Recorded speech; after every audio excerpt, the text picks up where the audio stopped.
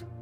Louis agrees with our third expert witness that to clamp down on illicit gold, authorities need to target the groups that fund it. Increasingly in the past 5 years, I think the awareness has become great so that you actually need to go after the money. So go after the people that are pre-financing the trade, benefiting from trade operations, and ultimately trying to launder the money coming from other illegal activities. So I think the enforcement response has moved from one that is very focused on targeting the miners themselves to actually now targeting more the players downstream and also looking at people that are enabling the gold production to take place.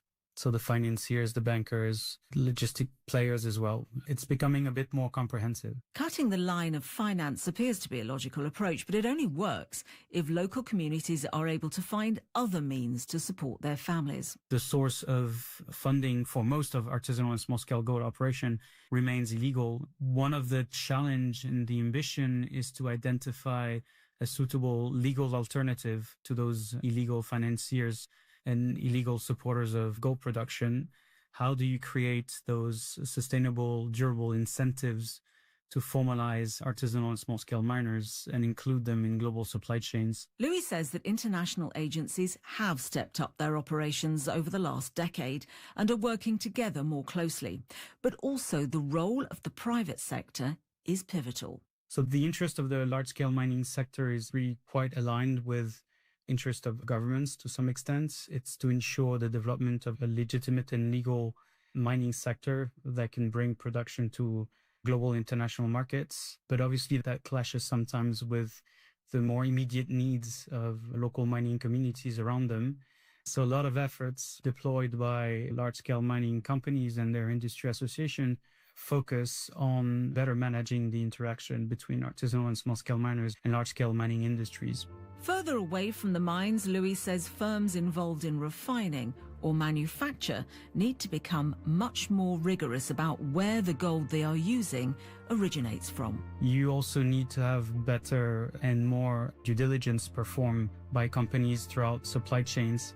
What we mean by that is distinct efforts to identify the provenance of their gold and to be better able to identify if that gold production was connected to risks such as conflict financing or serious abuses of human rights or serious economic crimes. So there is a role that needs to be played by the private sector, which is fundamental. Now we return to our question. Can the illicit gold trade be stopped? For over a decade, the price of gold has risen in tandem with global economic turbulence and geopolitical uncertainty.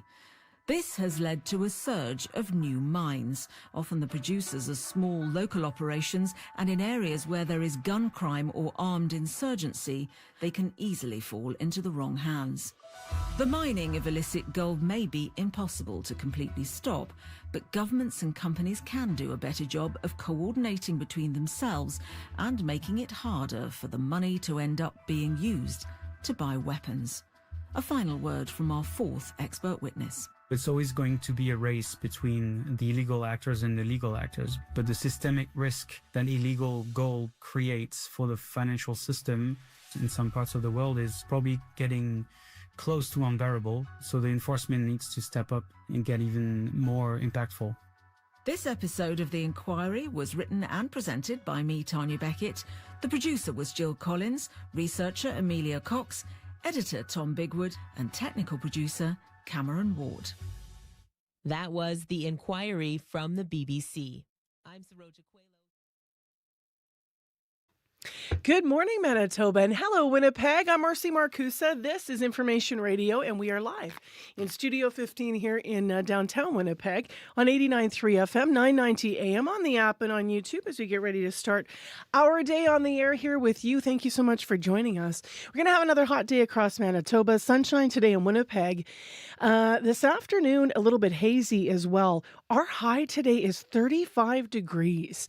That's without Humidex. With Humidex, it's going to feel like 45. So Enough said, probably, but that heat is really dangerous out there. In Brandon, you'll be sunny today, 60% chance of an afternoon thunderstorm, a high of 33, humidex 31. Heat warnings continue across much of the province. And then up north in Thompson, sun and cloud, fog patches dissipating this morning with a high of 29. All right, let's say good morning to everyone who's here. That's Corey Funk. He directs the show. He's going to be on air covering your commute.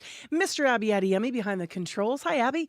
Abby is also going to be on the air covering your forecast and your weather throughout the show. And then there's Darren Marash in our control room. Hi, Darren. Darren is our YouTube producer, so you can watch the streaming show live. Heather Wells is also in. We always begin with her officially by going to her for news headlines from CBC Manitoba. Good morning, Heather. Good morning. Well, the head of a union representing emergency responders has reservations about a new plan to deal with mental health calls. A report recommends the creation of a crisis response pathway as part of the 911 system. It would allow mental health calls to be diverted to a community-based crisis responder. Now, MGEU President Kyle Ross worries about the additional pressure this could put on dispatchers, knowing what the crisis is and where to send the call. The parents of a 12-year-old boy who drowned at Sturgeon Falls welcome safety improvements at the site. The Manitoba government announcing those changes yesterday. We'll hear more in our next local news coming up at 6:30. All right. Thank you, Heather. Thanks. Well, we have a lovely story to begin. It's about recognition. 8 Pinawa firefighters who performed a water rescue last summer have been recognized now with Life Saving Society Manitoba's Rescue and Honor Awards. So we're going to hear from the fire chief of the Pinawa Fire and Rescue to start our show this morning. So stay tuned for that after 6. Also, a little bit later on the program, but still in the first hour, electric vehicles. In 2027, this spring, we're expected to have a new EV charging system operational from here to Thompson. What does it look like across Canada?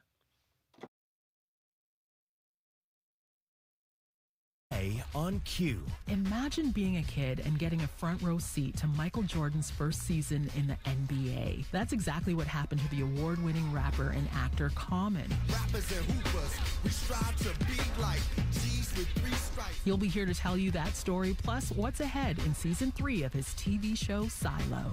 Q, this morning at 10:30 in Newfoundland, and on CBC Listen, or wherever you get your podcasts. This is World Report. Good morning. I'm Marcia Young. Politicians in Newfoundland and Labrador are reacting to recommendations to protect children from substance abuse. Those recommendations come from a provincial child death review committee. And as Mark Quinn reports, it's looking for changes in the province's schools. Through the years, I come across those situations, and they're very, very troubling, very sad.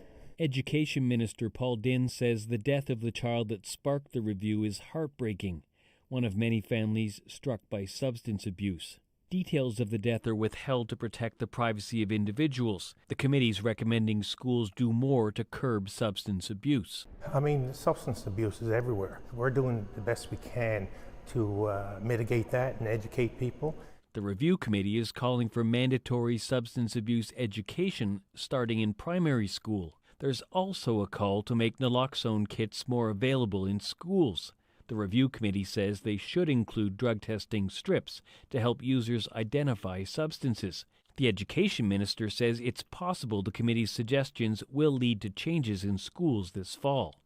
Mark Quinn, CBC News, St. John's. Rescuers are rushing to find people trapped under rubble in southwestern Japan. The teams are searching through a partially collapsed building in Kumamoto. It's been 24 hours since the quake, but for people in Kumamoto, it's like it never stopped. Dozens more have rocked the area since Tuesday's massive tremor. Some are major quakes in their own right. Others are strong aftershocks. Rescue operations are still underway at a shopping mall and a paper factory, where over a dozen people remain missing. Help is arriving from other regions. Tokyo sent a helicopter and specialized rescue workers. Prime Minister Sanae Takaichi called the operation a race against time and says they're doing everything they can to save as many lives as possible. Laura Marchand, CBC News, Kumamoto, Japan. Dr. Anthony Fauci will appear before a U.S. Senate committee to discuss the origins of COVID-19. The top U.S. official during the pandemic is being accused of misleading Congress. Fauci is being accused of also funding controversial research while in his role as a government health official. The CBC's Willie Lowry joins me now from Washington. And Willie, break down what is happening and what we're expected to hear this morning. Senator Rand Paul has long questioned the origins of the COVID-19 pandemic, squaring off multiple times with Dr. Anthony Fauci, who led the National Institute of Allergy and Infectious Diseases during the pandemic. Fauci said publicly that the scientific evidence points to a natural animal-to-human spread, but his diary entries from the time suggest he may not have been so certain. Over the weekend, Senator Paul released several of Fauci's journal entries, which he says show the doctor lied about the origins of the virus. The U.S. senator is alleging that the virus may have originated from a lab in China that had received a U.S. grant. Paul is likely going to press Fauci over his alleged involvement in gain-of-function research. That involves medical and biological experimentation that alters pathogens and organisms. Willie, what have we heard from Dr. Fauci up till now? Fauci was in many ways the face of the U.S. government's response to COVID-19, becoming a lightning rod here in the U.S., with many on the right vilifying him for his cautious response that led to school closures and restaurants and bars in many states across the country to shutter, at least temporarily. He consistently said the scientific evidence suggests that the virus mutated from natural animal to human transmission. However, he has never ruled out the possibility that it could have happened accidentally as the result of a laboratory incident. All right. Thank you, Willie. My pleasure. The CBC's Willie Lowry in Washington. In Iraq.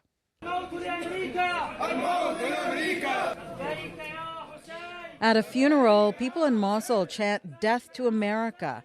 They are carrying the bodies of people killed in a U.S. airstrike.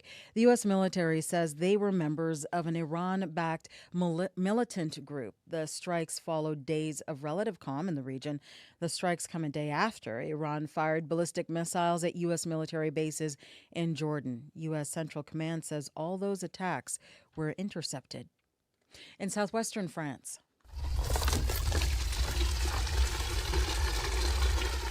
volunteers fill buckets with water in a desperate attempt to put out the fires. Hundreds of thousands of people are out of their homes. No one can say when they might be able to return. This man is one of many local residents using whatever tools he can to fight the fire.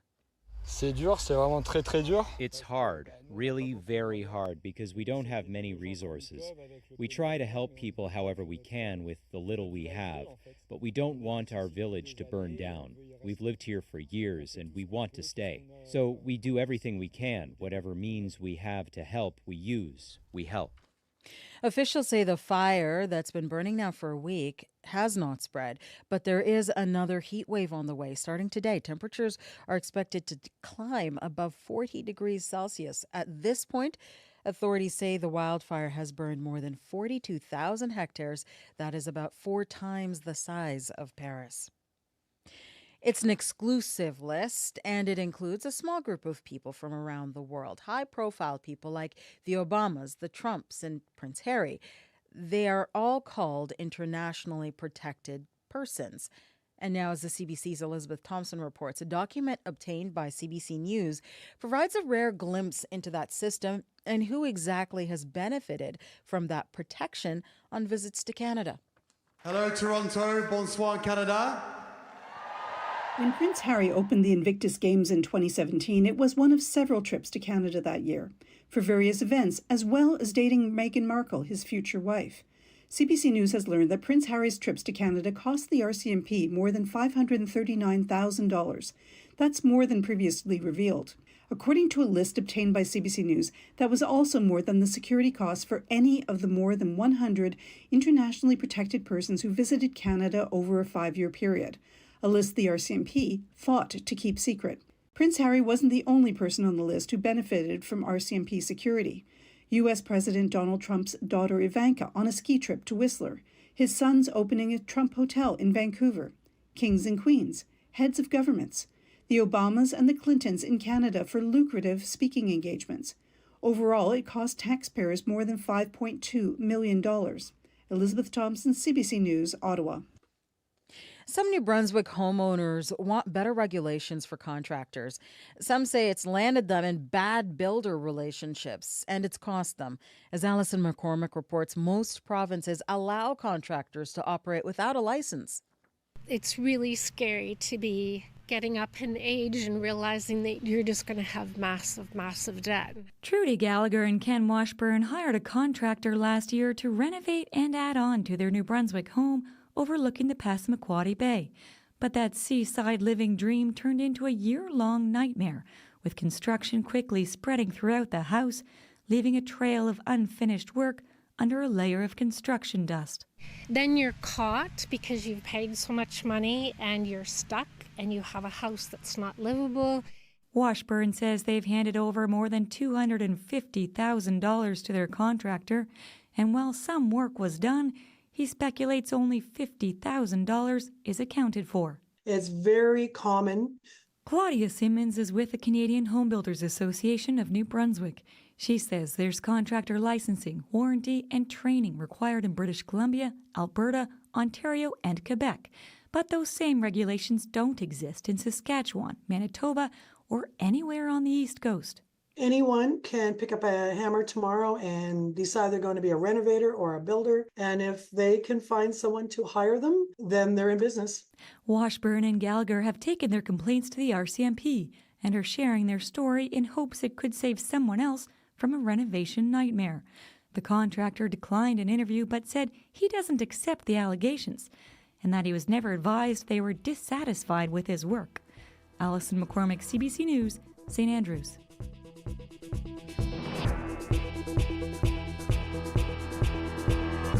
That is the latest national and international news from World Report.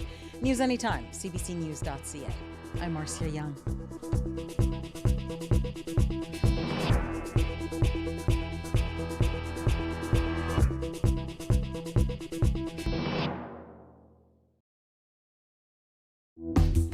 Well, hello, Manitoba. I'm Marcy Marcusa, and welcome to your Wednesday show. It's July 29th. We are live from downtown Winnipeg in our Studio 15. This is Information Radio Live on 89.3. Also, might be listening on 990 AM on the app or on YouTube. Lots of places to find us. This hour on the program, an additional number of Canadians are getting rebates now for EVs, and so more Canadians are considering electric vehicles for not just everyday driving, but for longer road trips. In Manitoba, we're still waiting for next spring and the full installation and operation of more EV charging stations from here to Thompson. But what does it look like this summer for EV stations across the country? How far can you go? We'll get into that conversation and also the drawbacks and the benefits of driving EVs. Also, we'll hear from 8 Pinawa firefighters, or hear about them rather, who performed a water rescue last summer. They've been recognized with Life Saving Society Manitoba's Rescue and Honor Awards. That happened yesterday. We'll have it here first. Right now, though, Heather Wells with our headlines. Good morning. Well, the U.S. has detained a Winnipeg-born man for a second time. Clayton Herman was just released from the Adelanto ICE Detention Center in California 5 weeks ago. He says he is back behind bars because some of his forms were late. We'll hear the latest on that. And Manitoba Hydro says it is sitting on an asset that, if sold, might wipe out its recent deficit. Hydro CEO says the Crown Corporation is getting purchase offers for modeling software it created 20 years ago. Those stories and more in our next local news coming up at 6:30. Okay, Heather, you and I have been friends and been on the air together for like decades. Yeah. So I'm presuming you like this weather, but I am wondering if even this is too hot for you. Okay, well, this is what I will say. And I know that that there are people who have all kinds of different opinions on weather, right? Yeah. This is a little too hot for me, but I still think it's better than minus 35. Yes. I'll take 35 Celsius rather than minus 35. Most people are not going to be disagreeing with you there for sure. Holy moly. I thought it was hot before. Today's crazy. Abby, the actual high today, is this a typo? No. No, Mercy. The actual high today is 35. So that's a magic number. That's Heather unusual. says, what Heather says is the the midpoint for her. That's where we'll be touching today. More like dangerous heat gripping the southern part of this province. Hence, that heat warning still continues across the whole of southern Manitoba and even parts of central Manitoba, bringing those humidex values into the 40s. Looking at Winnipeg right now, we're already in the 20s. We're close to 23 at this time. The sun is about to start its thing and warm things up before we see a mix of sun and clouds later. Some hazy conditions in the mix. We should see maybe a chance of showers and thunderstorms later, with that high getting to 35 and the humidex, Mercy. This 35 you're talking about is going to be feeling like 45. So I'll be prepared for that. And the UV index, 8+, which means it's on the dangerous side. You need to take it easy. That's what southern Manitoba is going to feel like today. I'm addicted to buying plants. So now I'm going out because a lot of them are on sale. So I'm buying all these plants. And then I was in the yard yesterday, just placing them around. I wasn't digging. But I swear I was only out there for maybe 10 minutes. I came in and I was just soaked with sweat. It's crazy business out there. I think today is more of like hydrate and just keep yourself cool. Yeah, it's something. Corey Funk is here to talk about the morning commute. If you are walking or biking or driving. Yeah, I mean, so far pretty quiet out there. Haven't heard of any major issues yet. Lots of folks out there on summer vacation, of course. Still, lots of closed highways in the west around Roblin, Swan River. So just check Manitoba 511 before you go. If you do see anything else though going on out there, if you're walking, you're biking, you're driving, you can give me a call on the CBC commuter line. That number 204-788-3093.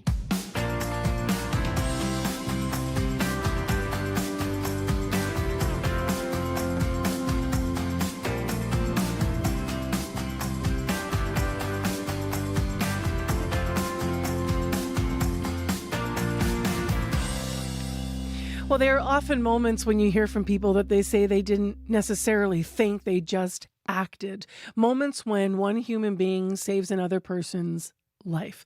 When 8 firefighters responded to a water rescue in the Pinawa Channel here in Manitoba last summer, they never expected to receive an award for it, but that is exactly what happened yesterday. The members of the Pinawa Fire and Rescue Service receiving Life Saving Society Manitoba's Rescue and Honor Awards last night. They're handed out to people who act with, quote, resourcefulness and courage in a water rescue. Fire Chief Mike Pertil is one of the 2026 award recipients, and he spoke to Up to Speed host Faith Fundal all about it. It's pretty special. It's definitely unexpected. We're kind of floored by the whole thing. We're a pretty humble group out here. And, we kind of think this is all blown out of proportion, but we are definitely honored to be meeting with the Lieutenant Governor tonight.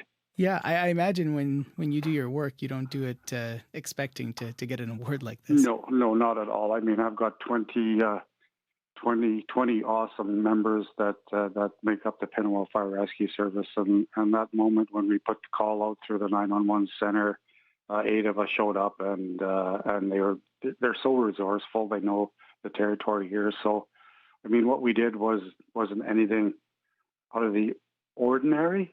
But when we think about it, just saving those 5 folks from sure, like potential disaster is a pretty cool feeling. Yeah. Do you remember that call out? What was the call out like?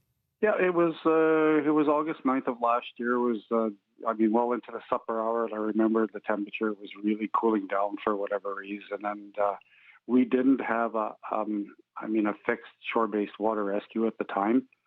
So the 911 center, provincial 911 center operator called me and said, "Hey, listen, we've got some people in distress on the channel.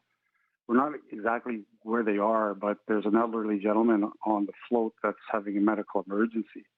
Is there anything that you could do to help us out?" And I said, "You know what? Let's put the page out. Let's see how many members we get to respond to the fire hall." And we had our 7 members plus myself respond to the fire hall. And we went to the channel, and we kind of had to figure out where they were and get resourceful and start putting together things that we could float down to people. And and get them out of in the jam that they were in. And I mean, when you get paged out to a fire call, I mean, it's pretty standard, right? You get to the hall, or if you have your gear in your car, you go to the scene and then you put on your firefighting gear. Yeah, that's exactly right. But in this case, that wasn't the case because you didn't have any water rescue equipment, right? No, we didn't have anything. So I mean, we kind of assembled and at the fire hall, and we brought our apparatus, and because we do have ropes and things on the apparatus, and the big deal was trying to locate where they were at.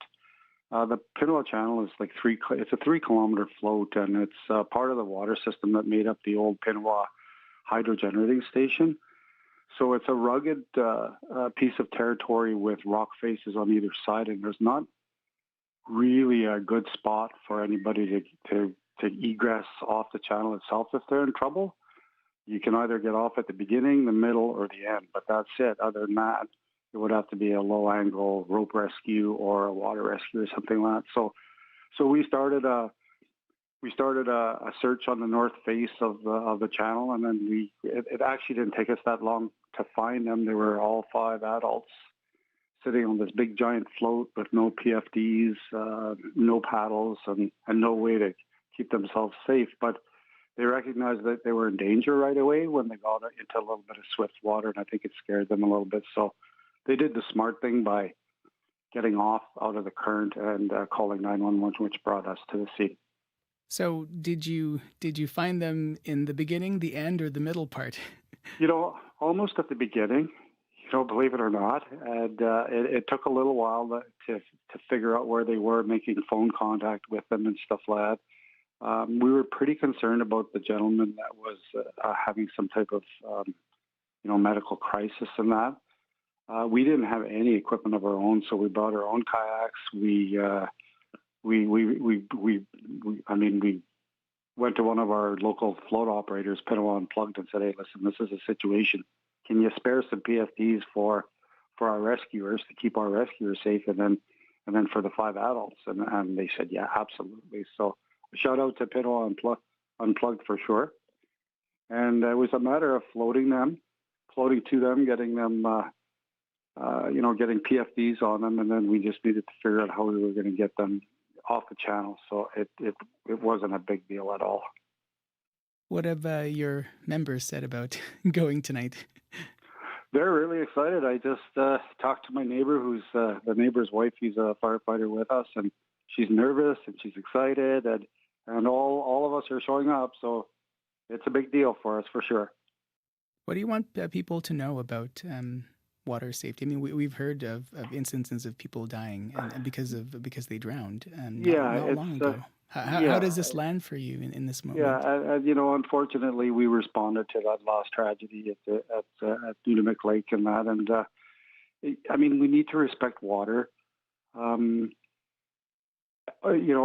water is dangerous. So the morning after, when I was contacted by CBC, that was the message I was trying to get out: is that you need to plan your day, know where you're going, wear a personal flotation device, especially if you're a non-swimmer, and have paddles with you if you get in the jackpot, and just tell somebody where you're going, when you're leaving, and what time you're expected to be back, so that if you don't show up, people can start looking for you.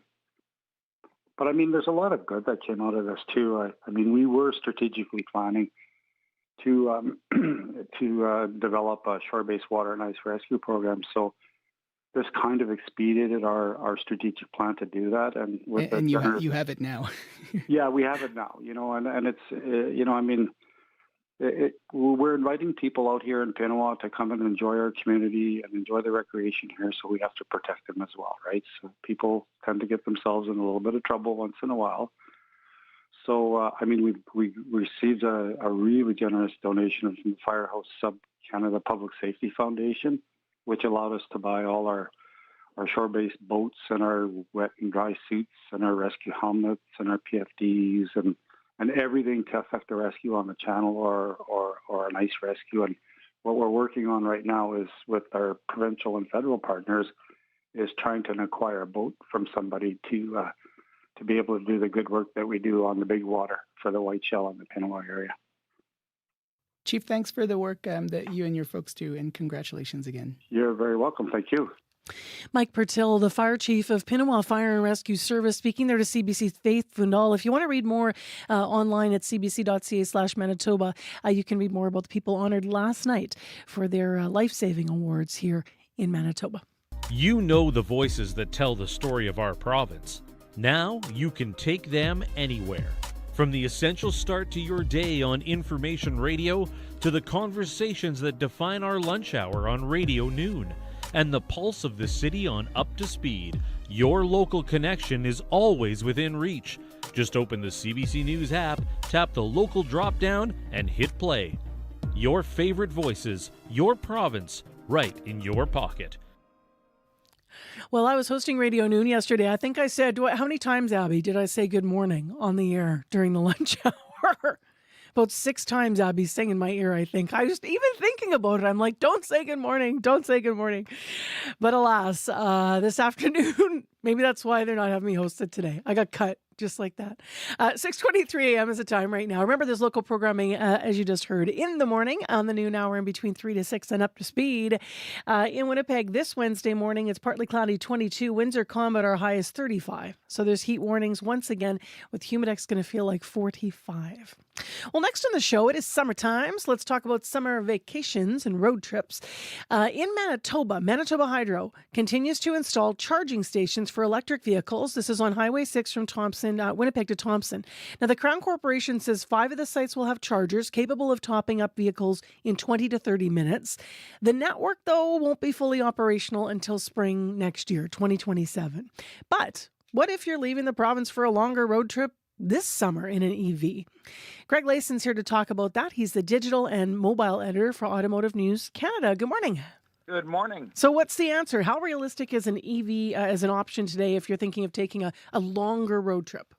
More realistic today than ever before. Once you get out into the prairies, it's a little more dicey. You just mentioned the installation of more charging stations. That's what's needed on the prairies and in Manitoba, northern Ontario, those kind of regions. While there are, almost 40,000 charging ports in Canada, 14,000 stations, they're more concentrated in British Columbia, Central Ontario, and Quebec. So depending on where you are, it makes it a little more difficult. And why is Manitoba adding? Because they also have the EV provincial purchase rebate as well. So people are buying a few more EVs. That means there's more demand for charging stations. So overall, is there more? You mentioned different provinces that have better infrastructure set up for EVs, but is it also stronger east to west versus north and south? Or rather, I guess, going north?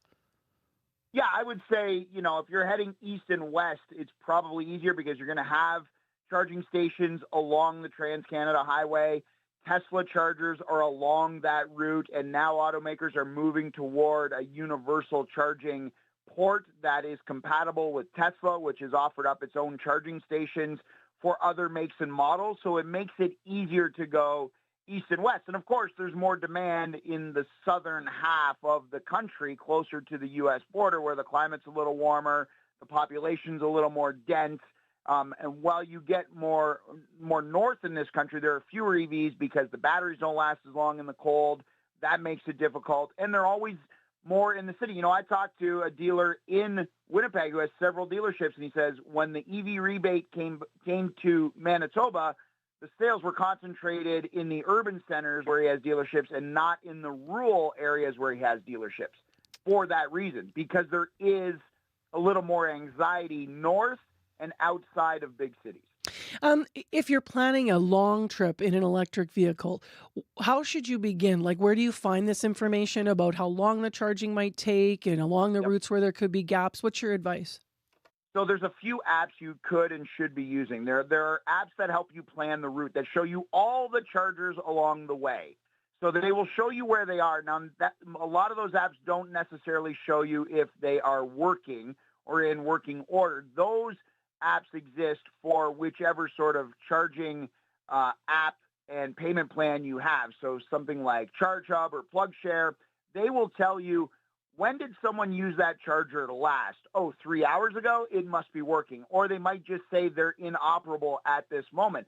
that is the key to planning a longer trip. If your range is somewhere between 400 and 600 kilometers at best, though that's on the very high end, you want to make sure you can stop along the way. You don't want to just assume you can get from point A to point B on a single charge, and you also don't want to assume you should only charge once along the way. I would prefer charging more often than not, because if you arrive at a charging station in a small town, off the beaten path, at your destination that doesn't work and you're low on battery, what is your next solution? So plan an extra stop along the way. It's not like driving a gasoline-powered vehicle where there's gas stations in every small town and on every corner of every city. Sometimes you have to kind of hunt and peck along these apps to try and find your charging station in Manitoba. What's your, let's say you get stuck in a line, something unforeseen happens, you get lost and you drive farther, you're running out of charge. Do they have reliable mobile options that people can invest in and purchase to sort of charge yourself up on the side of the road? That would be done through whichever charging app you have selected. We do know that there have been, in British Columbia, for example, people stuck in a snowstorm that had to be towed out because they just couldn't charge their battery on the side of the road in the winter in the snowstorm. And if you are keeping your vehicle warm in winter or cool in the summer and you're stuck in traffic, that is drawing energy off of your battery. So yes, that is a precaution, and that is something you need to plan for. Who is going to save me along the way? Is it going to be CAA? Is it going to be the app that I use? Is it going to be my automaker? What is the plan? But there's no there's no device yet that you can charge yourself up on the side of the road. Not that I'm aware of. Yeah. I did talk to an EV owner last night, as a matter of fact, who travels on long trips with his own generator in the trunk just in case. Mm-hmm. So he is prepared in that sense. He said, I actually bring a small generator with me in case I get into trouble, just as you've described. What's your final piece of advice before we leave the topic this morning, while we have you with your expertise? If people are thinking about a road trip or they're thinking about a region that might be the most safe because it has the most chargers? I mean, I would say fall in love with planning. I love planning trips. You know, what am I going to do when I get there in this city?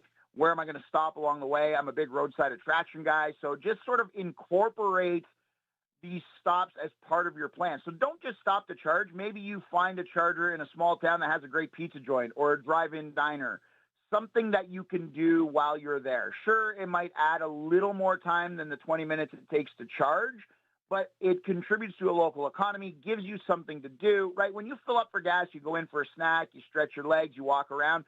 Try and do the same thing as you charge along the way. Make it part of your trip. I think that's the best way, is sort of make it the experience. All right. Thanks for your time this morning, and have a great rest of your summer, Greg. You too. Greg Layson with us, the digital and mobile editor for Automotive News Canada. Your CBC Manitoba News is next. This is CBC News. Good morning. I'm Heather Wells in Winnipeg. It's 22 degrees right now. Our temperature just keeps climbing. We're headed to 35 this afternoon. The humidity will make it feel more like 45. Mix of sun and clouds and hazy today. Good chance of late day showers. The U.S. has detained a Winnipeg-born man for a second time. CBC I-Team's Michelle Allen reports. After just 5 weeks of freedom, Clayton Herman is back behind bars at Adelanto ICE Detention Center in California. The first 24 hours of this, your nerves are always gone. Herman admits he overstayed his visa in violation of federal immigration laws, but says he's followed his release conditions. ICE first sent him to Adelanto after a routine check-in last year. He got out after a federal court ruled against detaining him. ICE put him back into custody Tuesday. Herman says it's because some forms he mailed in didn't arrive in time. CBC has viewed the tracking info for the letter he sent by priority mail. Sherry Aiken is an immigration law professor. I think there's a very blatant trampling of basic rights of citizens and non-citizens alike. ICE did not respond to a request for comment. Global Affairs Canada wouldn't say how many other Canadians are currently detained. Herman says he wants to be deported now, but can't leave the country without a passport. I just hope they just keep me in mind, don't forget about me. He's trying to get travel forms from the Canadian consulate and ICE. It's not clear how long he'll be locked up. Michelle Allen, CBC News, Winnipeg. The parents of a 2023 drowning victim welcome changes coming to Sturgeon Falls Trail in Whiteshell Provincial Park. The Manitoba government says fencing will be installed and existing signage will be updated with stronger warnings. Recent years have seen 4 drownings, including earlier this month when 2 young brothers died. 12-year-old Usaid Habib died after slipping in the water in that same area more than 3 years ago. Oruj Danish is his mom. The authorities knew about the incident. Why didn't anything being done prior? Why did it take 2 more lives or 3 more lives for these actions to happen? Environment and Climate Change Minister Mike Moyes says the province is acting quickly after the latest tragedy. The trail will remain closed until changes are made, and the minister hopes the work will be done before the end of summer. The head of the Winnipeg Paramedics Union has concerns about a new proposal for handling mental health calls. A report recommends the creation of a crisis response pathway as part of the 911 system.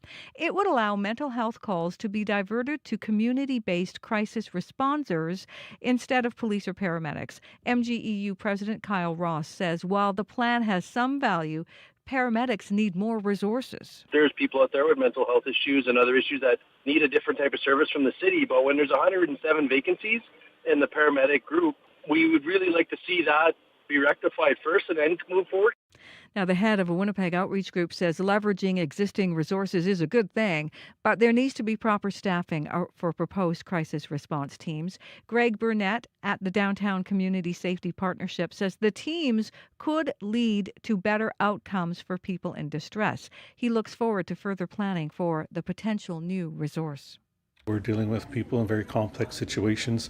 As this all gets contemplated and built out from here, that kind of attention to our staff and other staff to make sure that's staffed appropriately. The resources are there to help our folks to do this work. And again, everybody in this field is paramount. The proposal for a new crisis response pathway for mental health calls will be considered by City Council in September. Manitoba Hydro says it has fielded offers in the hundreds of millions of dollars for software it created 20 years ago. The software is called PSCAD. It models the way renewable energy impacts power grids. Hydro CEO Alan Danross says international energy companies regularly offer to buy it because it's become the industry standard. Many countries have now mandated that before renewables can be added to their grid, the effect of them on the grid must be modeled on PSCAD software and PSCAD software only, developed here in Manitoba at Manitoba Hydro. Hydro posted a $500 million deficit for its most recent fiscal year. Finance Minister Adrian Sala would not say what he thinks about selling that software. Brandon City Council is bringing out the big guns to fog for mosquitoes starting tonight. A booming population of the biters has left people itching for relief. The city says a perfect storm of standing floodwater and extreme heat created ideal breeding conditions. We're doing it at night. That's the reason why, so there's not as many people out on the roads, streets. We encourage people to go in because some people do react different to this product. Bring in any toys that you may want as well, or wash them off after we've applied the product. After tonight's fogging, Brandon has just enough chemicals for only one more round. It is the first time the city of Brandon has fogged for mosquitoes since 2022. You can find the latest news updated throughout the day at cbc.ca/Manitoba. Well, Heath, here we are. It is almost the end of July. Wow. I asked listeners what their midsummer highlight is so far in Manitoba. I'm about to read a list. I don't know if you have one to share. You've been out and about a little bit with your little guys. Well, they're not that little anymore, I guess. Yeah, some of them are, yeah. But you know what?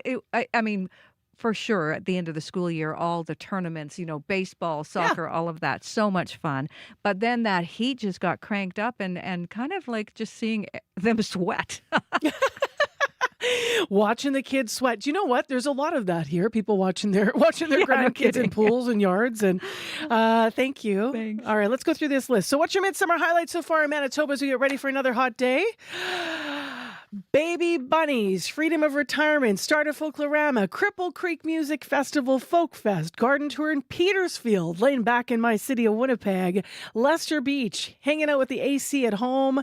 Someone made Team Canada for Olympic distance triathlon. Someone's son won the Golf Manitoba Junior title at Pine Ridge. Someone else making oatmeal cookies with my granddaughter. Sylvain Esso at Folk Fest, the Beach and Morden paddle morning at the inflatable splash park there, the Winnipeg Fringe Festival, and youth camps in Manitoba. Now, that's just a part of the list. So I will give credit for the folks that have been writing into us. I've got a whole bunch of other comments here as well. But honestly, it's paid off this year because I like to ask. And then if you're on my Facebook page, Marcy Marcusa, during the show, it acts as a show page. You can steal ideas from other people about what they've done in Manitoba, and you can head out yourself, which I love. One of them says Miss Millie's flower farm. I've done that one before, Abby. You just walk through the flowers. You take this big bucket. You cut your own bouquets, and then you bring them home, and you've had a lovely road trip. Oh, now that's nice. Yeah, lovely. Nice. Yeah. I think my high point would be my trip to Heckler Village, just walking at the shore and letting the pebbles touch you. And then the mosquitoes were not around then. So that was the high point. I really enjoyed it. Yeah. The mosquitoes can ruin the party. Yes, they can, or affect it. But yeah. So lots of ideas if you want to weigh in. You can also call us 788-3205. Okay, today, no matter what you're doing, it's going to be hot. Yes, Marcy. Heat warnings remain in effect across much of the province today. We're talking about humidity spreading across the south and even extending into parts of north central Manitoba this morning. We're looking at humidex values climbing to the low 40s across the regions. By 1 p.m., you should be noticing the heat getting to that 40 degrees feel when you step outside. So you need to hydrate. And if you're getting stressed, you need to spend time inside. Winnipeg right now, we're looking at 22 degrees, sunshine outside. That's going to give way to a mix of sun and clouds by the afternoon period with a bit of hazy conditions developing later. There's a chance of showers and maybe some thunderstorms later in the night, and our highs will be getting to 35. As mentioned, our humidex values will be feeling like 45 for Winnipeg today. Now, across the southern regions, the Pembina Valley region and the Interlake region, we're looking at temperatures between 20s and 22s. It's sunny there. 35 is the high there. The humidex will be climbing to 45. For the Westman and the Parkland region, we're seeing 16s and 17 degrees in the area, warming to 33. While in the north central region, the Power Flin Flon, we're looking at 19 degrees, clear skies, warming up to 30. For the Norway House area, we're seeing 18 degrees there. Thompson is at 15, Lynn Lake is at 16 degrees, and Gillam is at 14 degrees with some misty conditions, reaching highs 29s and 26 across the region. Tudula Lake is mostly cloudy now at 24 degrees, while for the Churchill region, we're seeing shallow fog there. Current temperatures 12 degrees. We only see a high of 24 there later, though there's a risk of late day storms in that part of the province. So overall, it's going to be dangerously hot with the heat impacting much of southern Manitoba today. And of course, I just keep an eye for scattered showers and thunderstorms maybe later tonight. But we should see relief tomorrow as temperatures begin to ease back to seasonal values. Today, we're at 22. We get to 35. It's going to feel like 45. All right. Thanks, Abby. Thank you. Corey Funk, what do you got? So far, very quiet commute. Haven't heard of any major issues out there. Abby did say we were just talking to the control room. There are some people out, there's some machines out painting lines right now. So just heads up there. Other than that, though, if you do see something going on, if you're walking, you're biking, you're driving, you can give me a call on the CBC commuter line. That number, 204-788-3093. All right. Thanks, Corey. Thank you. 20 to 7 right now on your Wednesday morning show. Let's get to business news. This morning, Paul McGowan is wearing the biz hat, and he's with us for a full report. Good morning, Paul. Good morning, Marcy. So let's start with oil prices today. What are we seeing after the renewal of hostilities in the Middle East? Oil prices are up, and they're up more than 4% this morning. Brent crude up over $88 a barrel. And one part of that, as you mentioned, is the fighting that we saw last night. The United States says that it intercepted a surprise missile attack on U.S. forces and then carried out strikes against, quote, Iran-aligned terrorists in Iraq. But part of this, too, is shrinking oil inventories. Data showed that crude oil inventories fell by 3.3 million barrels last week in the United States. So oil supply is tightening. And on top of all of it, some of the fighting in the Middle East is targeting oil facilities. Saudi Arabia reported yesterday that there were drone attacks Tuesday on the kingdom's oil facilities, and that marked the second time in as many days that those facilities were targeted. Let's go to another story. It's in sports broadcasting news. Amazon is about to become a much bigger part of the hockey landscape here in Canada. Remind us and tell us about the details we have about the company's new deal now with Rogers. Yeah, Amazon and Prime Video will slide over from Monday nights and broadcast 26 NHL games in Canada on Wednesday nights this year, part of a new agreement with Rogers Communications, who last year signed a 12-year rights deal with the NHL and are now sub-licensing some of those games to Prime Video. Again, Prime did broadcast Monday night NHL games during this past season. That part is not new, but what is new is that Prime will now also have broadcast rights in the playoffs. According to the terms of the deal, Prime will get 2 first-round playoff series. They will also get 1 second-round playoff series as well. And you can imagine, Marcy, that hockey fans who might be okay with missing out on the occasional Wednesday night game during the regular season would not be okay with missing out on an entire playoff series.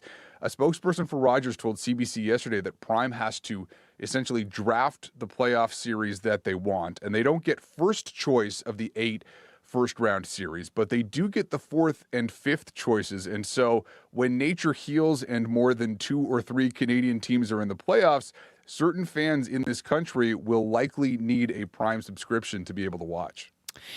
Finally, Paul, you're watching an interesting lawsuit in the world of entertainment. Who's being sued? It is hackers, and we don't have their names. More on that in a second. But pop star Ariana Grande alleges that these unnamed John Does have been stealing from her for years, including unreleased music and photos and footage from music videos. And Grande alleges that the people responsible have been selling that material on the dark web for years now. And the filing goes into some detail about how the hack happened. It's sort of interesting. The hackers gained access to Dropbox accounts that were owned not by Grande herself, but by people who were working with her.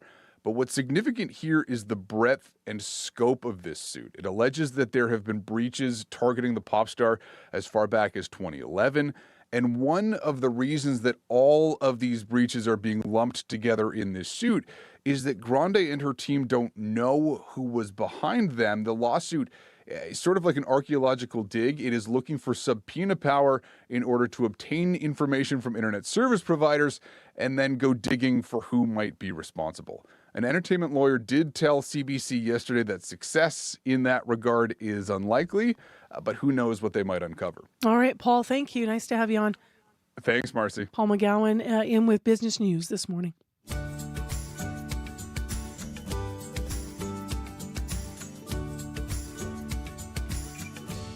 Well, we have a follow-up next on a story we've been talking about all week. Manitoba's provincial government yesterday did announce plans for new safety measures along Sturgeon Falls Trail. Now, in case you missed what they said, this is all coming following the deaths of the 2 young brothers who drowned near the site earlier this month. They have said now, the province has, that the trail will remain closed until these new safety measures are put in place. So what do they look like? Well, yesterday, Manitoba's Environment Minister Mike Moy spoke to reporters about the proposals. Where is the fence going to exactly be located? The fence, what we're looking to do is, for those folks that are familiar with the site, there's basically the trail kind of leads to a main area, and then there's 2 additional areas on the side. That fence is going to run the entire length of the falls. Anywhere that it was deemed from the parks team that this is the more at-risk areas. The fence is going to wrap along the wooded area that will help kind of corral people to the different sections.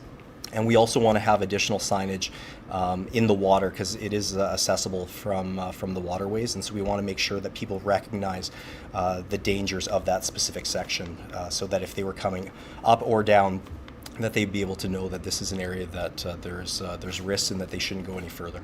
Is the fence in effect a prohibition from accessing the site, or is it more just an enforcement of the risk? It's going to, you're able to access the site, and basically where we're putting the fence, it's going to mitigate against the risk of falling in with the slippery rocks. The Canadian Shield is still exposed in that area, and it kind of provides a natural viewing area. There's, as I mentioned, 3 main spots. And so people will still be able to view the falls. They're still going to be able to enjoy the beauty of that area of Manitoba, but they're going to be able to do it in a way that ensures that they're going to remain safe. The signage at the moment, where is it, and are you going to expand it to other places along the trail?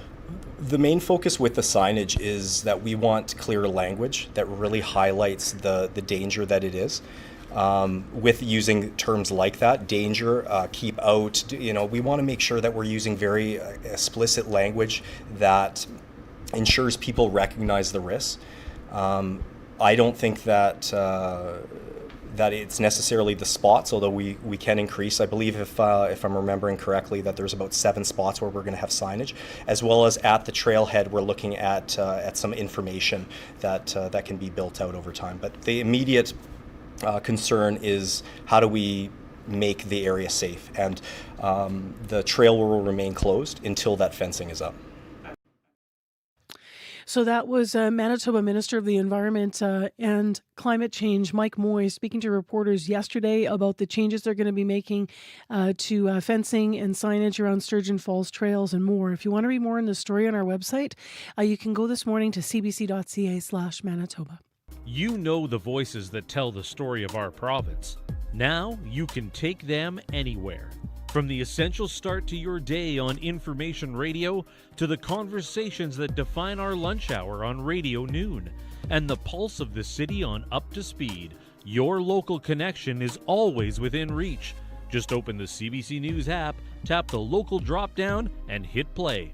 Your favorite voices, your province, right in your pocket. Download the CBC News app today, your daily rhythm, live and local.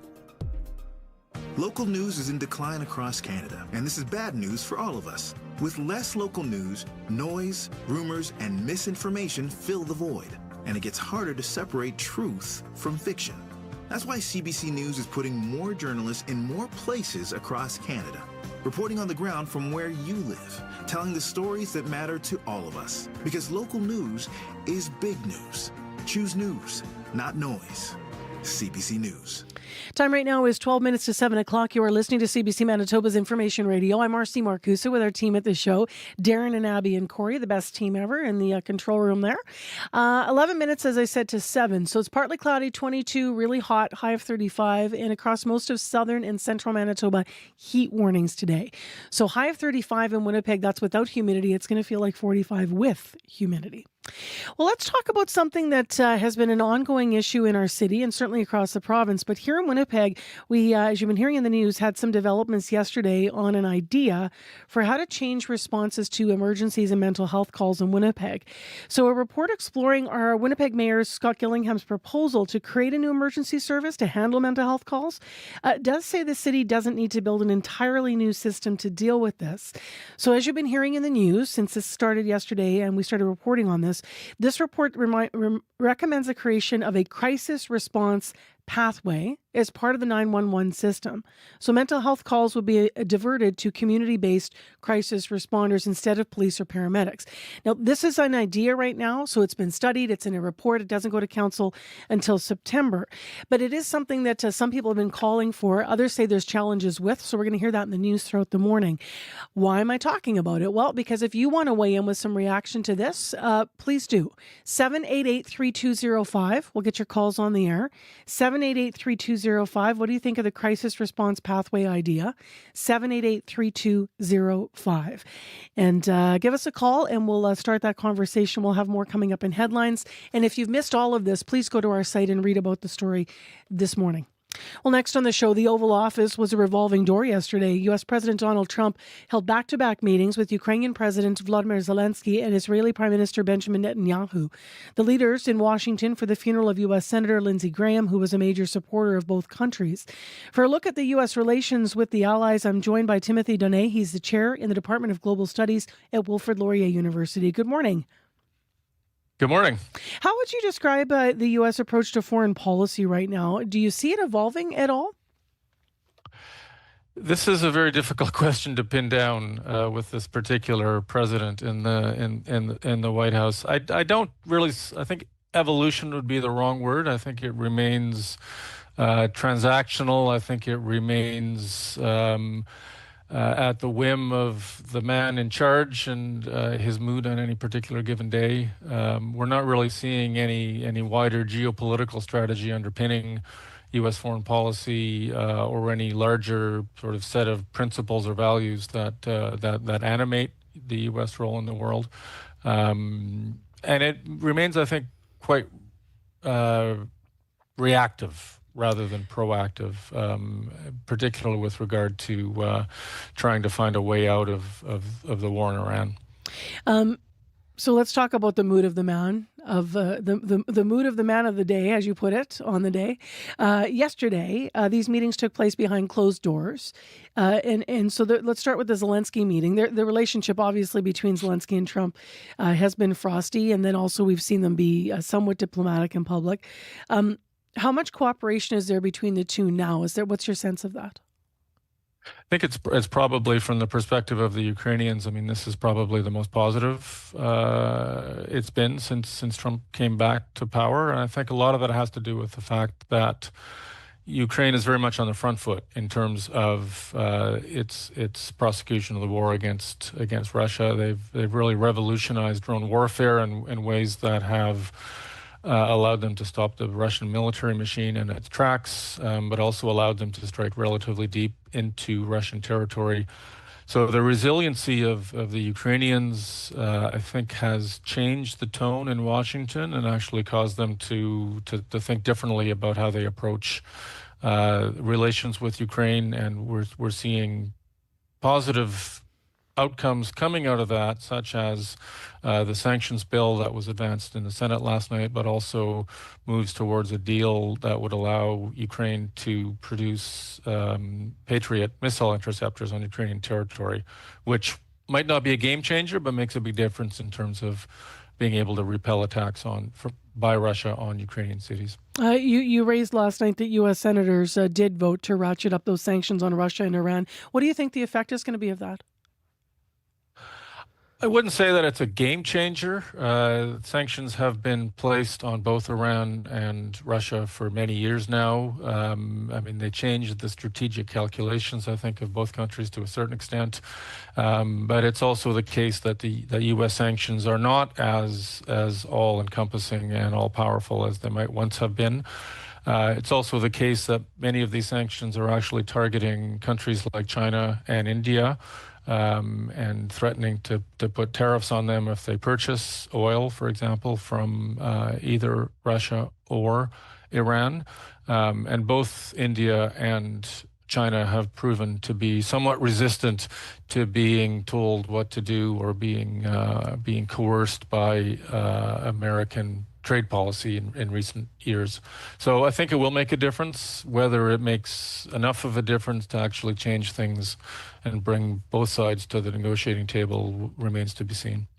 I should ask about Netanyahu in that meeting before you're not with us this morning. As we mentioned, though, these meetings were both behind closed doors. Mm-hmm. But this is actually the first meeting between Trump and Netanyahu since the start of the war in Iran. How would you categorize that relationship now, U.S.-Israel?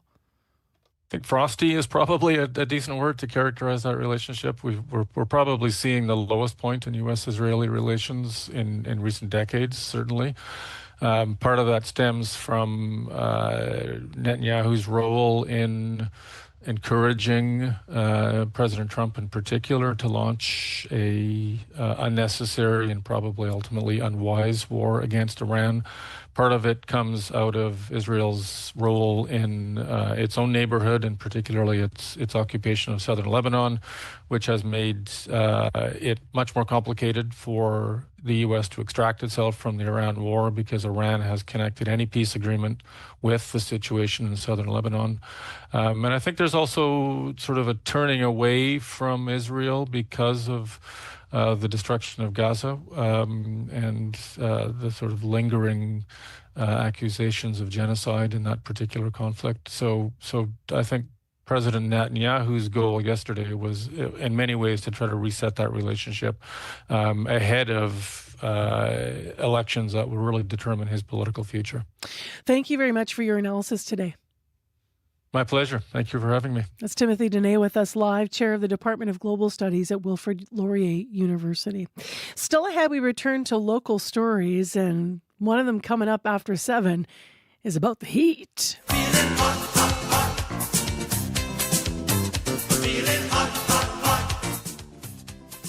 So when it's this hot, do you feel like cooking?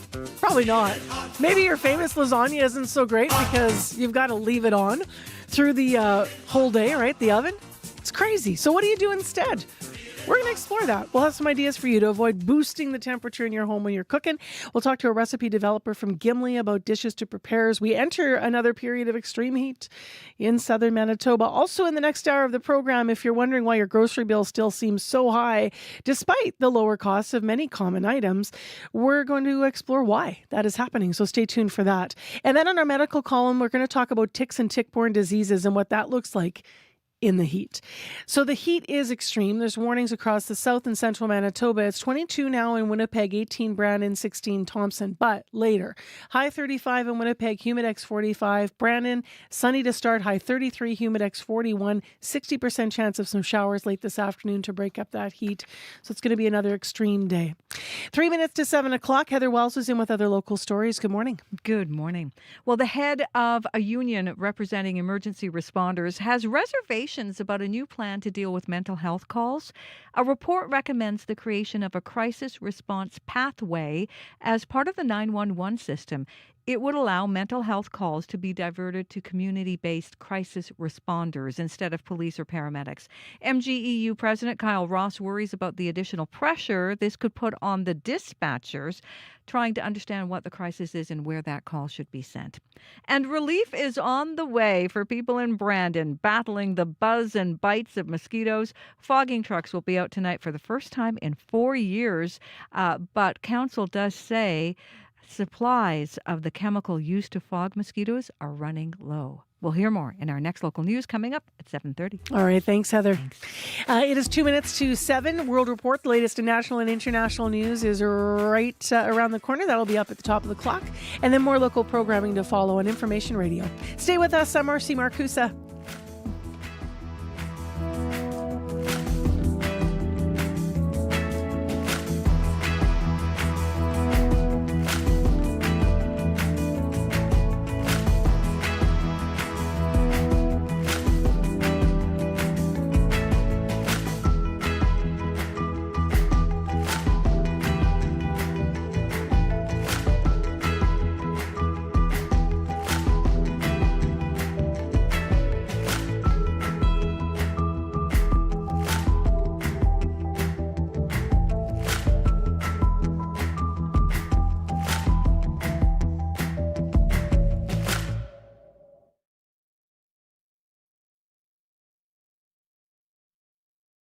Today on The Current. Will become the guardian of the strait. Maybe we'll call it the guardian angel of the strait, and we should be reimbursed for that. I'm Rebecca Zanbergen. U.S. President Donald Trump and Israeli Prime Minister Benjamin Netanyahu met at the White House yesterday for the first time since the start of the Iran war. What came out of that meeting and what it may mean for the war, coming up on The Current. The Current, this morning at 8:37, 9:07 in Newfoundland, and on the CBC Listen app. This is World Report. Good morning. I'm Marcia Young. Rescuers are rushing to find people trapped under rubble in southwestern Japan. The teams are searching through a partially collapsed mall near the city of Kumamoto. At least 18 people are dead after yesterday's magnitude 7.1 quake. Laura Marchand has the story. It's been 24 hours since the quake. But for people in Kumamoto, it's like it never stopped. Dozens more have rocked the area since Tuesday's massive tremor. Some are major quakes in their own right. Others are strong aftershocks. Rescue operations are still underway at a shopping mall and a paper factory, where over a dozen people remain missing. Help is arriving from other regions. Tokyo sent a helicopter and specialized rescue workers. Prime Minister Sanae Takaichi called the operation a race against time and says they're doing everything they can to save as many lives as possible. Laura Marchand, CBC News, Kumamoto, Japan. A wildfire in southwestern France is burning out of control. Firefighters gather at a command center west of Bordeaux. Officials worry the wildfire will spread. A heat wave will settle over parts of France. Temperatures are expected to exceed 40 degrees Celsius starting today. Fire has forced hundreds of thousands of people to leave their homes and communities. Reporter Ross Cullen has the latest from Bordeaux. Well, I'm here at an evacuation centre in the city of Bordeaux, and the numbers here are actually starting to reduce. More and more villages are being declared fire safe, and so increasing numbers of people who've been essentially living here for several days now are able to return home. The main focus on Wednesday, however, is going to be the extreme high temperatures. The fourth heat wave of the summer is heading for this part of France. Highs today of 42 or 43 degrees Celsius, really complicating the efforts of the nearly 3,000 firefighters deployed across the region to try to control the blazes. The ground is very dry. The wind is also set to pick up and change direction, potentially blowing more towards this city, more towards Bordeaux. However, with cooler temperatures expected later in the week, it's going to be a crucial 24 to 36 hours now for the firefighters to try to get through this period of very hot weather. Ross Cullen for CBC News, Bordeaux. The U.S. and Saudi Arabia launched a joint missile attack into eastern Iraq. An Iraqi militia group says 20 Iraqi fighters are dead and 30 others wounded. The U.S. says it was in retaliation for Iran's missile strikes on U.S. military in Jordan. There had been 4 days of calm. Julia Chapman reports. U.S. Central Command says its forces and those of Saudi Arabia targeted weapons and logistics sites in eastern Iraq. It says they belong to terrorist groups who had carried out drone attacks ordered by Iran's Revolutionary Guard. Saudi Arabia accuses the Iraqi militias of attacking its oil facilities. Megan Sutcliffe is a Middle East analyst at the consultancy Sibylline. Saudi Arabia is becoming increasingly uncomfortable with the escalation that is occurring within the region. It follows what the U.S. military describes as an attempted surprise attack by Iran. Tehran says it was aiming at American sites in Jordan, which confirmed it intercepted 5 missiles this morning. I think what this is demonstration of strength. David Satterfield is a former U.S. ambassador in the Middle East. Iran has the demonstrated capacity to escalate and do far greater damage to the region, to global markets, and thus upon the U.S. Than can be done upon Iran. Iran also says it attacked 3 tankers in the Strait of Hormuz, although this hasn't been confirmed. It accuses them of using an unauthorized route through the waterway. That's sent the price of a barrel of oil rising again after it fell in recent days while attacks were halted. Meanwhile, Iranian media are reporting that 2 more people involved in anti-government protests earlier this year have been executed. Julia Chapman, CBC News, London. The man who led America's fight against COVID will testify before a U.S. Senate committee. Dr. Anthony Fauci is being accused of misleading Congress over the origin of the COVID-19 virus. Fauci was subpoenaed by Republican Senator Rand Paul. It's about what the public health doctor's role is. To me, the public health doctor, man or woman, whoever it is to give advice, to present both sides of choices, and to persuade people. Fauci is accused of funding research in Wuhan, China, that led to the COVID-19 pandemic. The allegations come from his time as director of the National Institute of Allergies and Diseases. He'll be questioned about his alleged involvement in gain-of-function research. It involves medical and biological experimentation that alters pathogens in organisms. The Trump administration has a moratorium on this kind of research. Fauci has maintained that scientific evidence points to a natural animal to human spread, but it is not ruling out a laboratory incident. Politicians in Newfoundland and Labrador are reacting to a call for measures to protect children from substance abuse. The recommendations come from a report from a provincial child death review committee. As Mark Quinn reports, it's looking for changes in the province's schools. through the years, I come across those situations, and they're very, very troubling, very sad. Education Minister Paul Dinn says the death of the child that sparked the review is heartbreaking, one of many families struck by substance abuse. Details of the death are withheld to protect the privacy of individuals. The committee's recommending schools do more to curb substance abuse. I mean, substance abuse is everywhere. We're doing the best we can to mitigate that and educate people. The review committee is calling for mandatory substance abuse education starting in primary school. Paul Dinn believes that could help. I think the sooner you start, the better. There's also a call to make naloxone kits more available in schools. The review committee says they should include drug testing strips to help users identify substances. NDP leader Jim Dinn was a teacher for many years. With the naloxone kits, it's about giving the students, if they're used, to make sure that they are safe. The education minister says it's possible the committee's suggestions will lead to changes in schools this fall. Mark Quinn, CBC News, St. John's. It's an exclusive list of people from around the world, high-profile people like the Obamas, the Trumps, and Prince Harry. They're called internationally protected persons. And now, as the CBC's Elizabeth Thompson reports, a document obtained by CBC News provides a rare glimpse into that system and who exactly has benefited from that protection on visits to Canada. Hello, Toronto. Bonsoir, Canada. When Prince Harry opened the Invictus Games in 2017, it was one of several trips to Canada that year, for various events, as well as dating Meghan Markle, his future wife.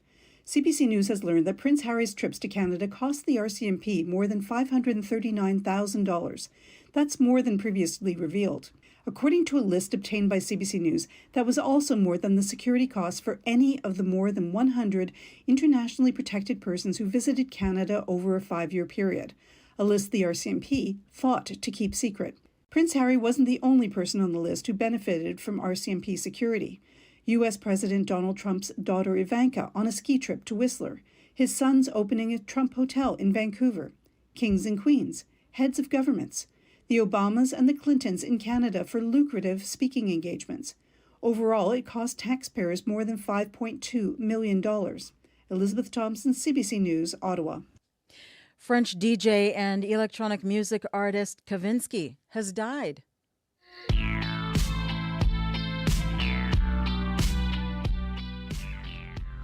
He's best known for this moody synth-pop single, Night Call.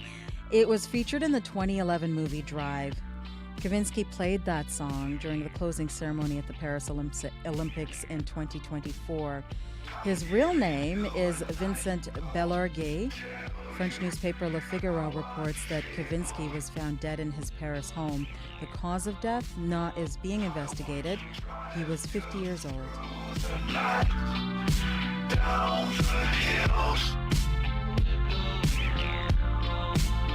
I gotta tell you something you don't want to hear. That is the latest national and international news from World Report. I'm Marcia Young.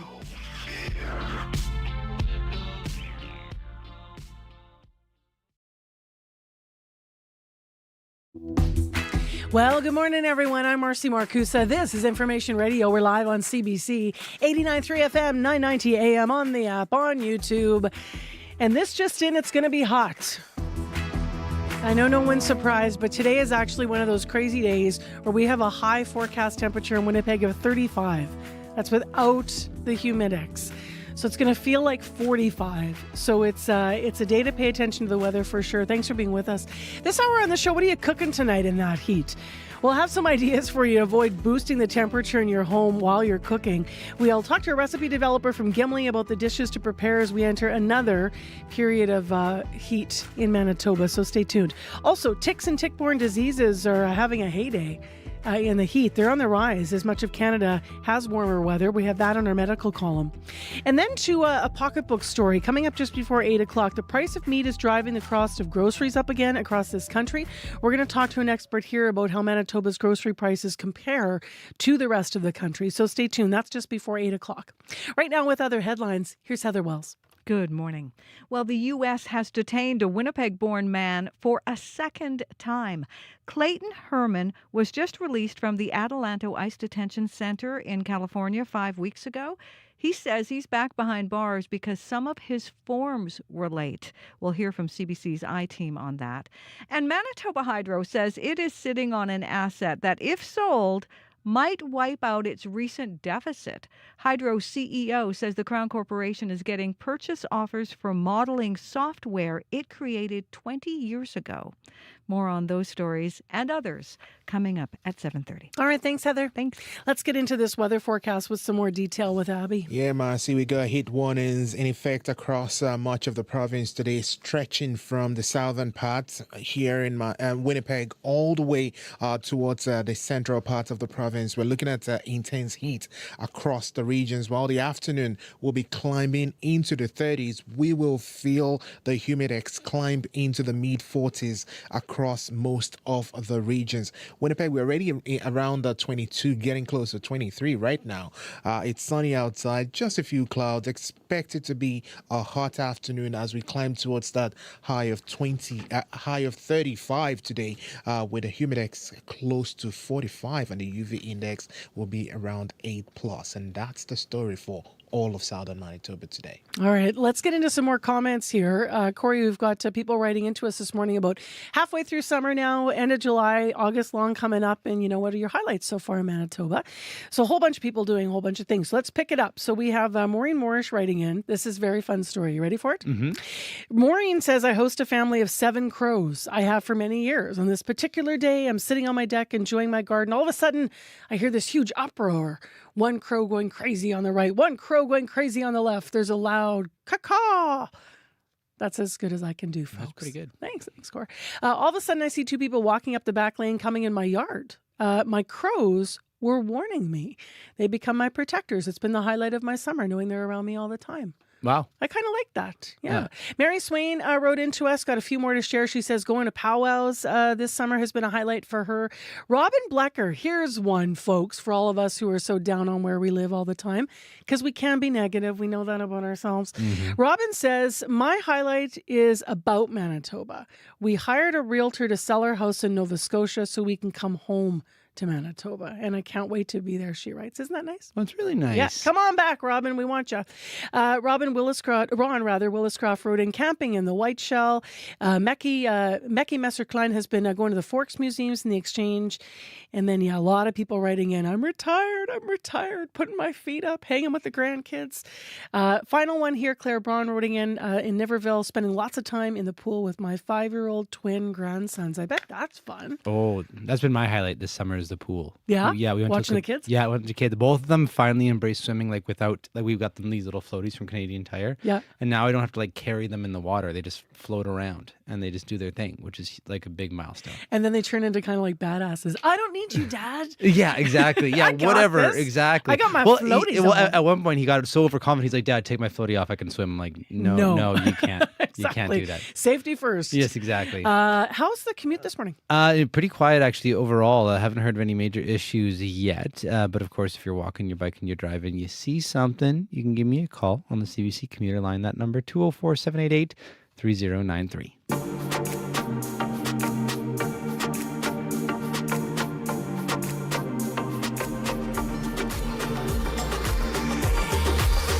Well, as we have been telling you, our high today in the city is 35 degrees. It's going to feel like 45 degrees. Temperatures are also expected to remain in and around that 30 mark for the rest of the week. So with this most recent wave of high temperatures, no one wants to be over a hot stove or have the oven on all day. So today we're going to do recipe ideas for when you're on dinner duty and you don't want to heat up the house.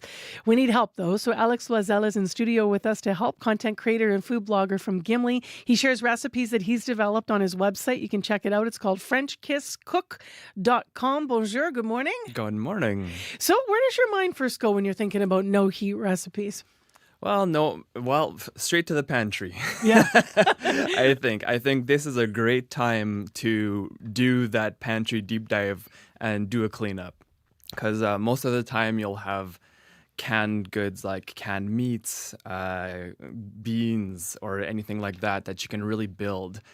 My philosophy during heat is you want to think of having elements that you can build supper, assemble supper, instead of cooking supper. Got it. Definitely taking the cooking and the heat out of it right away and takes the stress off of you too. Mm-hmm. What's your favorite assembly recipe, or one that is easy but always a no-fail? There's always the salad. But if you're picking up, let's say, a rotisserie chicken, is always my favorite to do at the grocery store, and a bag of coleslaw. You can make sandwiches, you can build suppers with that. You don't have to cook. Couscous is a really nice one that you can build bowls with, either for lunch to bring on the go or to build a supper on. You just pour your boiling water or broth on it, and that's it. You cover it, you cook it, you can flavor it however you want, right? Yep. Do you use the microwave? I know when you're a real cook, that's a no-no, but in this weather, it might be a shortcut. Yeah, I love the microwave. If you have a microwave and you love using it, now is a great time to get reacquainted with your microwave and find out what you can do with it. There's so many settings on modern microwaves now that are automatic settings to cook so many different types of food. Besides the microwave, what are the other tools in the kitchen that you like if you want something hot but you don't want to heat the house? Yeah, anything. I mean, we're two at home, so I love all my gadgets, and so I don't have to heat up my oven.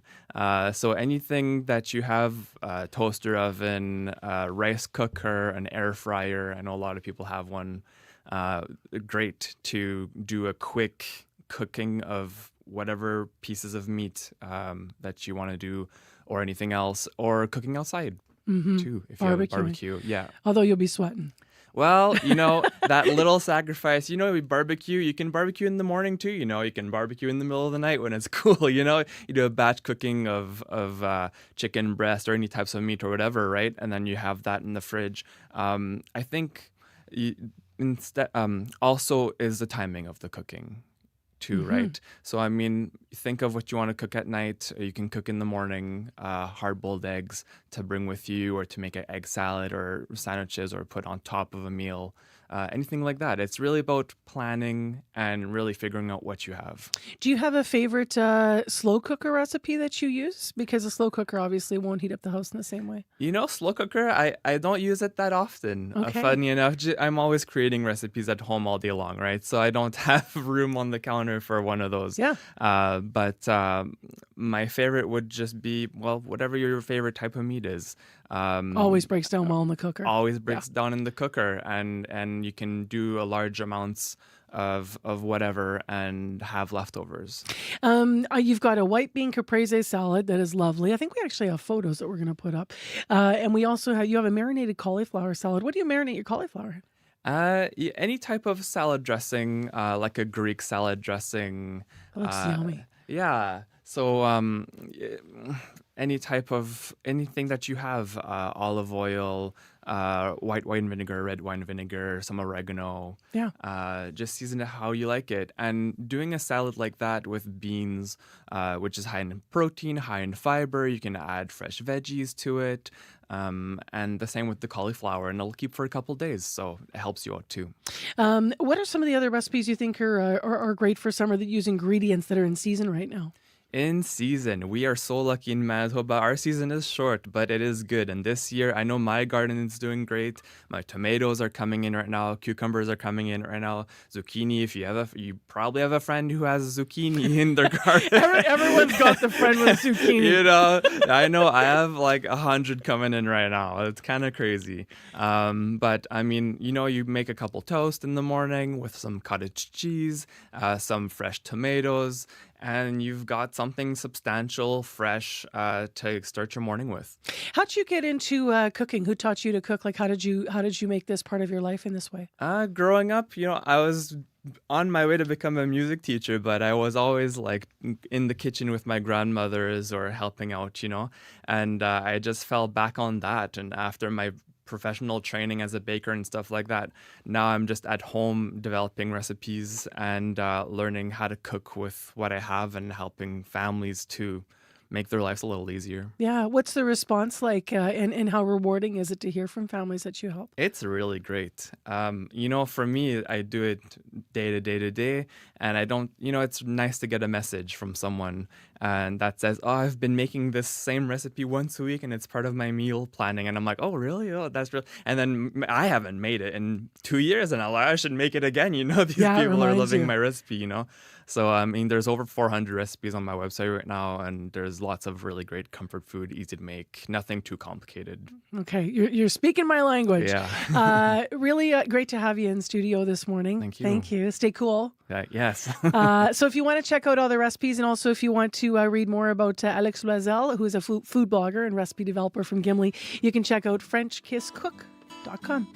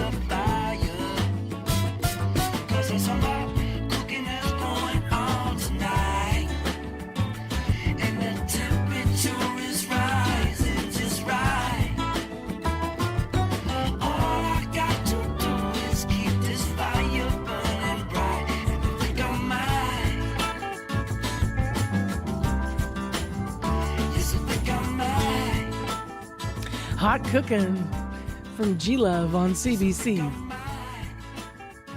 Scott Regeris here now with Morning Sports. Hey, Scott. Good morning. Do you ever? Yeah, it is cool music, eh? We need it. It's going to be 35 in Winnipeg today. Like what? We just did an item about cooking, when you don't want your kitchen to get hot, like what are you going to make instead? I've run into that, like just not even thought about it. And I'm like making lasagna in the middle. Like it's like, and then my husband will come home and be like, what is going on with the house? I've had similar conversations with my wife as I'm doing the cooking. But I made gazpacho. Ooh, smart. Earlier this week. That's AKA cold soup. Cold tomato soup. Nice. Yeah. And it worked. She was happy with that.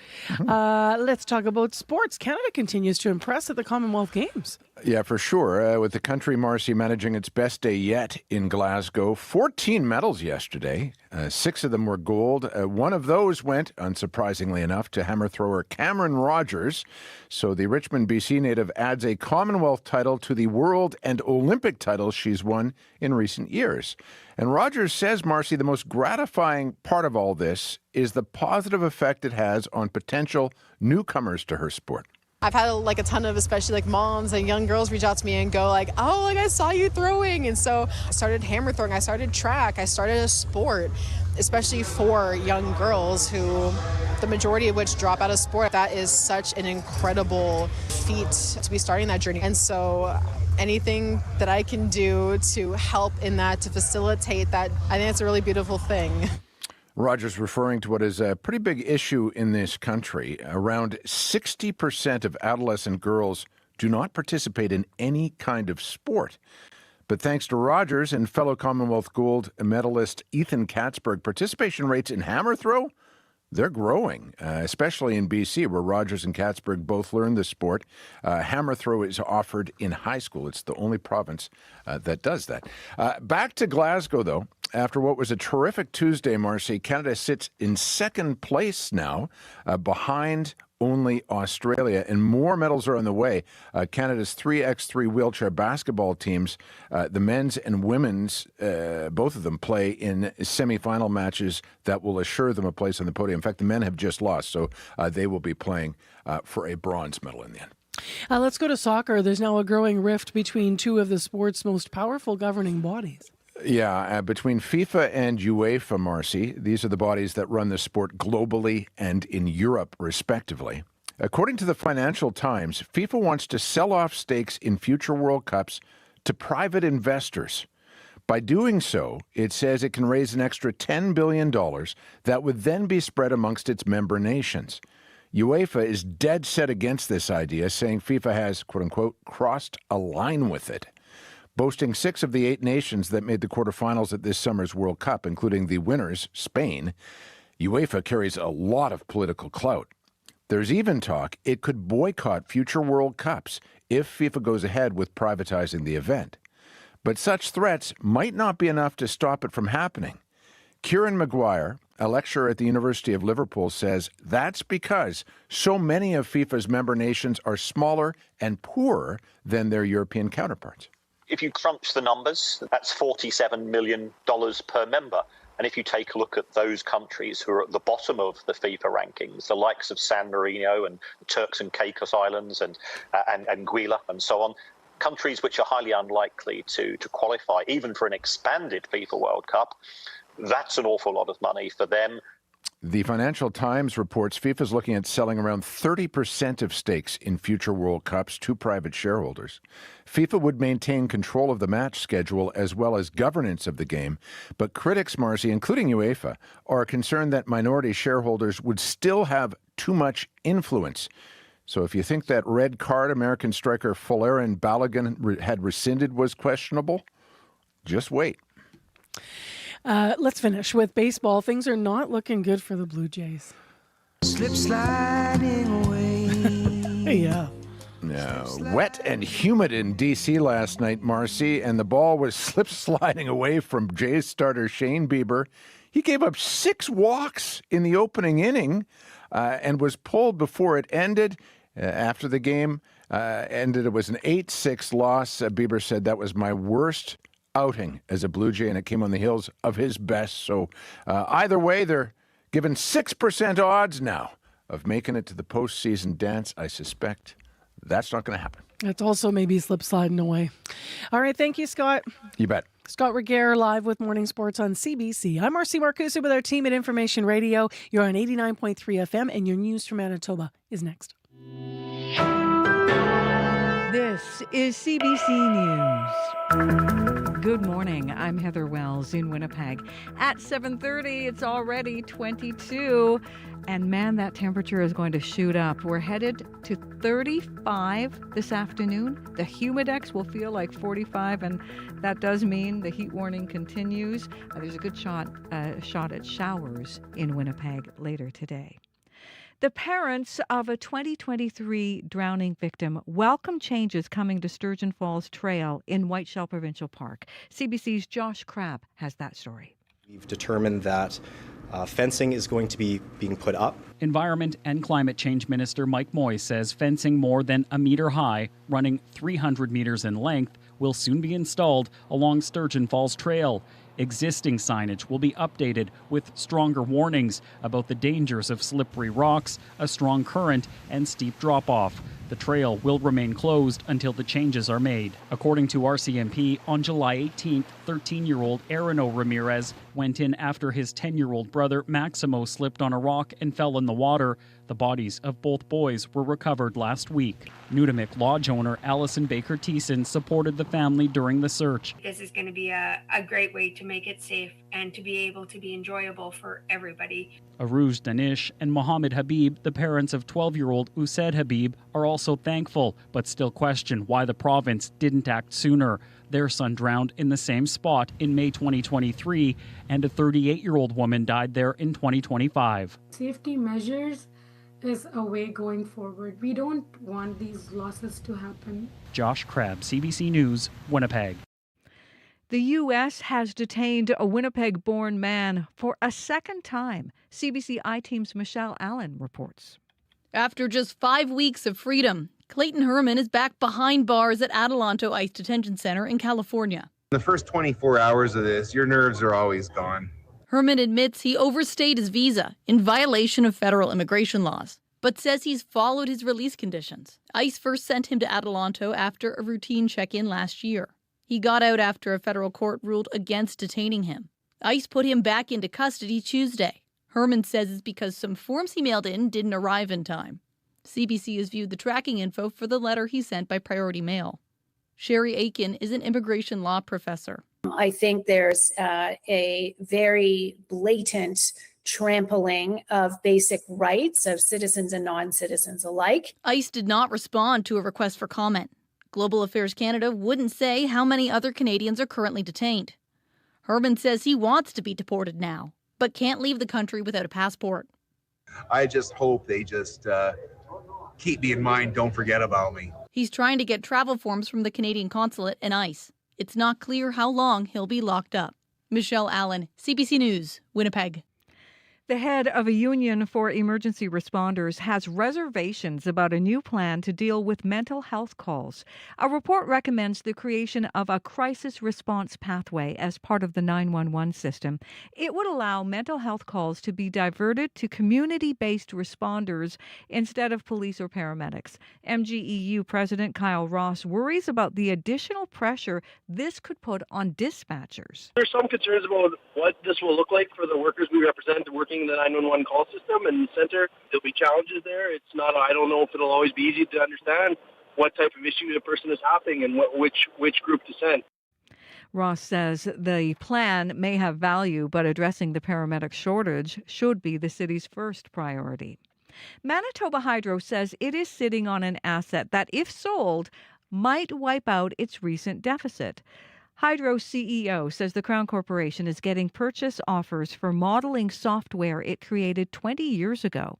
Alan Danroth disclosed this on Monday during a hearing before the provincial energy regulator. This piece of software, created in the back room of Hydro for $120,000, regularly fields offers to be purchased for hundreds of millions of dollars by global energy giants. Hydro posted a $500 million deficit for its most recent fiscal year. Finance Minister Adrian Sala would not say what he thinks about selling that software. A man charged in connection with a window-smashing spree in Winnipeg last weekend has a long rap sheet. Ralph Knott has about 24 convictions and more than a dozen outstanding charges. 10 of those charges are linked to the smashing of windows at several Crescentwood homes. Knott was released on bail 3 times this month for alleged thefts. On Monday, 2 days after the Crescentwood spree, a judge denied Knott's bail request, citing an escalating pattern of crime and public safety concerns. Well, relief is on the way for people in Brandon battling the buzz and bites of mosquitoes. Fogging trucks will be out tonight, weather permitting, for the first time in 4 years. Council in Brandon voted unanimously to spray for the pests, even though chemical supplies are running low. Councillor Sean Barry says they're fogging before the situation gets any worse. The number of comments and calls that not only I got, but other councillors got, and some of the emails that were being sent around, I think people felt it was just bad enough that we were willing to take that risk, knowing that, once we go through 2 rounds of this, we're done. Like, that's it. There is no more product. So for now, the big fogging guns hit the streets of Brandon tonight at 9:30. You can find more news updated throughout your day. Just head to cbc.ca/Manitoba. All right. Thank you, Heather. Thank you. I think I've become a lightweight with mosquitoes, Abby. We had a couple years there, a number of years actually. They were pretty good, after like a lot of terrible years. And this year I find myself complaining about them and scratching away. And I'm doing it right now, actually. I think it's the heat that is bringing them more, out this period of this. Oh, yeah, they're having a heyday. They're having a swell time. Once the fly ends their shift, the mosquitoes will take over in the evening. That's how I see it. They high five with their little, they're like, their little okay, feet. swap time. It's our turn. And then the ticks tag in, which we're going to talk about in a minute. Of course. It's the forecast today. It's time now for the regional forecast. The topic is hot and muggy. That's what we'll be getting today. Heat warnings remains in effect across the province. We're seeing it stretch from southern Manitoba into parts of central Manitoba this morning. We're looking at this intense heat that will spread from the Winnipeg area into the Par Flin Flon. We're going to see highs climbing into the mid 30s, and the humidex will be feeling close to 45 in most of the region, with the UV index at 8+, which means it will be very high. You need to protect yourself. Winnipeg, we're looking at 22 degrees right now, sunny outside, a few clouds.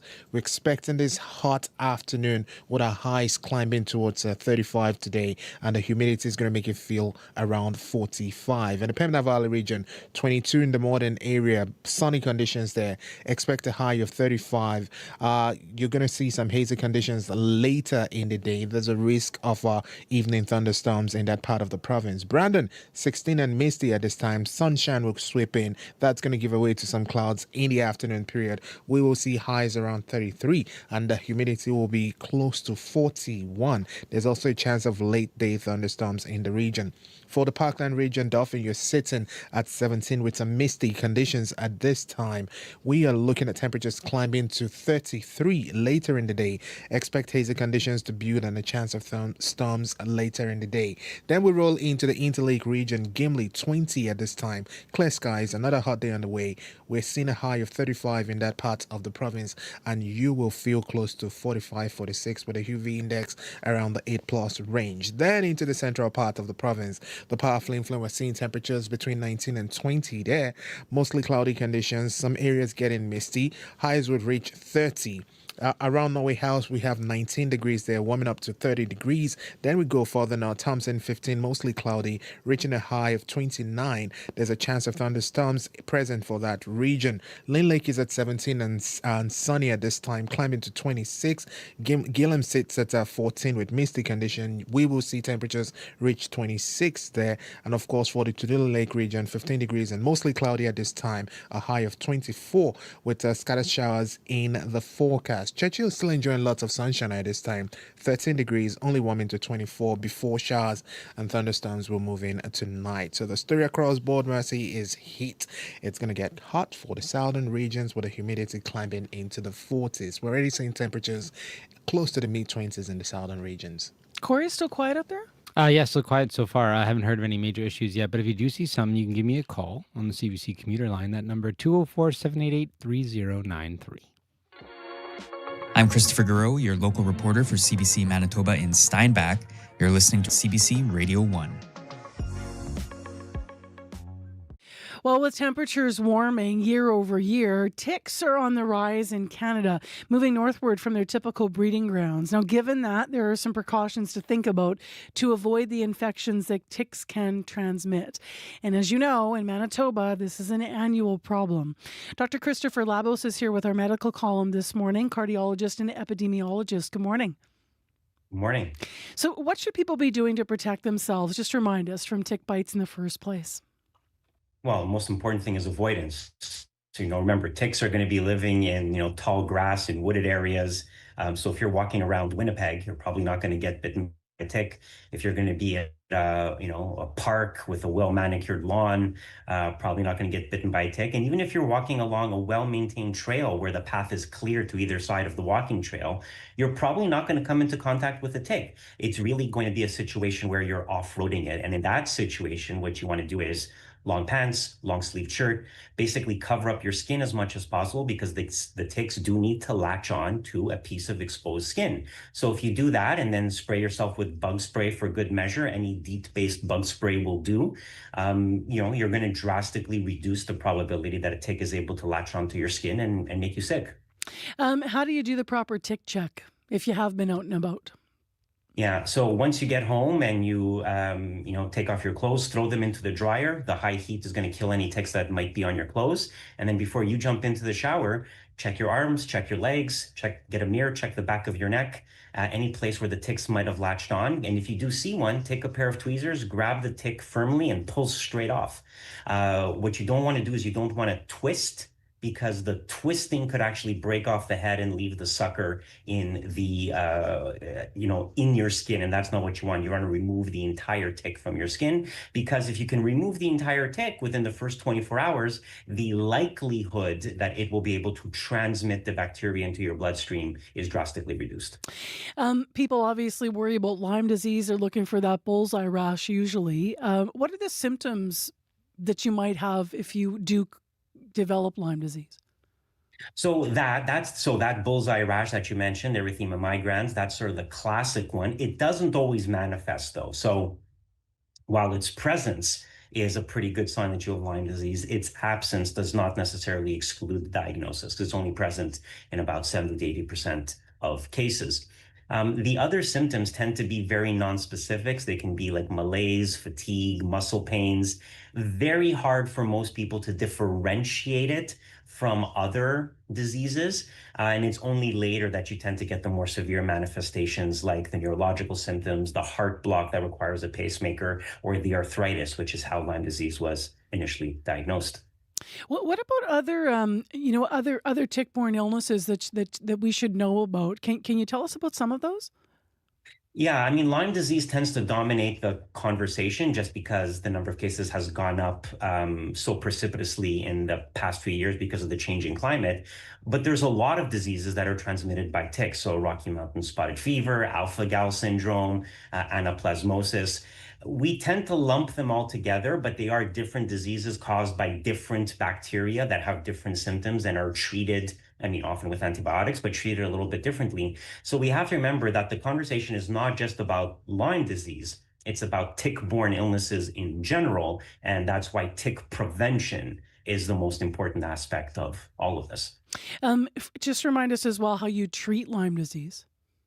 It's a course of antibiotics. For a mild case, it's probably going to be about 2 weeks, 2 to 3 weeks, let's say. More severe cases, sometimes the course of antibiotics is longer. You want to make sure that you eradicate the bacteria from the bloodstream. For very severe cases, sometimes the antibiotics have to be given intravenously, but it's essentially that. Lyme disease is a bacterial infection that is treated with antibiotics. An important point to note, there are some people on dark corners of the internet saying that you have to take antibiotics for years to treat the persistent symptoms of Lyme disease. This has been studied. There's no evidence that it is the case. So that's some misinformation that's important to bring up. Is it something that you've been hearing about for a long time, or is that a new piece of problematic? Is that a new piece of problematic information that there's misinformation out there? Yeah, there's a lot of misinformation about Lyme disease. You will hear people talk about things like Lyme literate doctors saying that Canadian doctors don't know anything about Lyme disease. You have to go to the US to see these special, often private doctors that cost a lot of money. None of that is true. You do not need to spend hundreds of dollars shipping your blood to the US for special tests. We can test for Lyme disease here in Canada. It's easily done. We still have a very good healthcare system in this country, and any doctor in Canada can test, diagnose, and treat Lyme disease if necessary. Obviously, an infectious disease specialist. But the point is, you don't need to go to the US. Canadian and American doctors, we all read the same guidelines. We all read the same studies. We all, read the same textbooks. So don't believe a lot of the stuff that is out there on the internet. A lot of it is unfortunately not true. All right, Dr. Labos, thank you for your time. My pleasure. You take care. Filling in on our medical column this morning for Dr. Bardwaj, that is Dr. Christopher Labos. He is a cardiologist and epidemiologist. Manitoba is a conversation that never stops. From your first coffee with information radio to the midday pulse of Radio Noon and the drive home with Up to Speed. Don't let your day get in the way of your favorite shows. Just open the CBC News app, tap the local drop-down, and hit play. Bring your community with you. Download the CBC News app and stay live with us. Time right now is 7:45 a.m. It's 22 degrees in Winnipeg. It's partly cloudy right now. It's misty in Brandon and 17. Winnipeg high 35, Humidex 45. Brandon expecting a chance of showers or storms today with a high of 33. So maybe the storms will break the heat. Warnings across the south and central Manitoba. Up in Thompson, mix of sun and cloud, a high of 29 for you. And again, you have a risk of a thunderstorm developing sometime this afternoon. It is coming up to time where we're going to talk in a few minutes. I want to just make sure you know this is coming up after some music here. We're going to talk to Sylvain Charlebois this morning. That's because this year we've been reporting a lot about grocery prices, the PST being taken off groceries in Manitoba, the remaining items that were taxed. But why are we still seeing in our grocery carts prices that seem to be higher than you might expect, especially when you look at some of the trends across the country where they're dropping? So Sylvain's going to look at this through a point of view of Manitoba. He's a professor of Dalhousie University and senior director over at Agri-Food Analytics. Before we get there, I mentioned music. It comes from this artist. This is Mitchell McCoons and Better With Time. Used to looking down and finding dimes, my dear. You settled into a peace of mind. You can only see so far with your eyes so low. Gotta hold up your head to see the sign.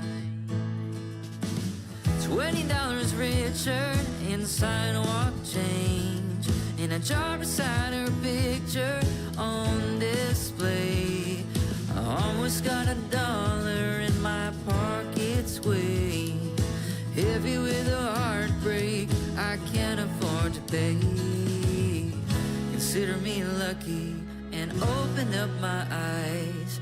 A heartache ain't the hardest thing I could feel tonight. Looking at the same sky, wishing on the same star.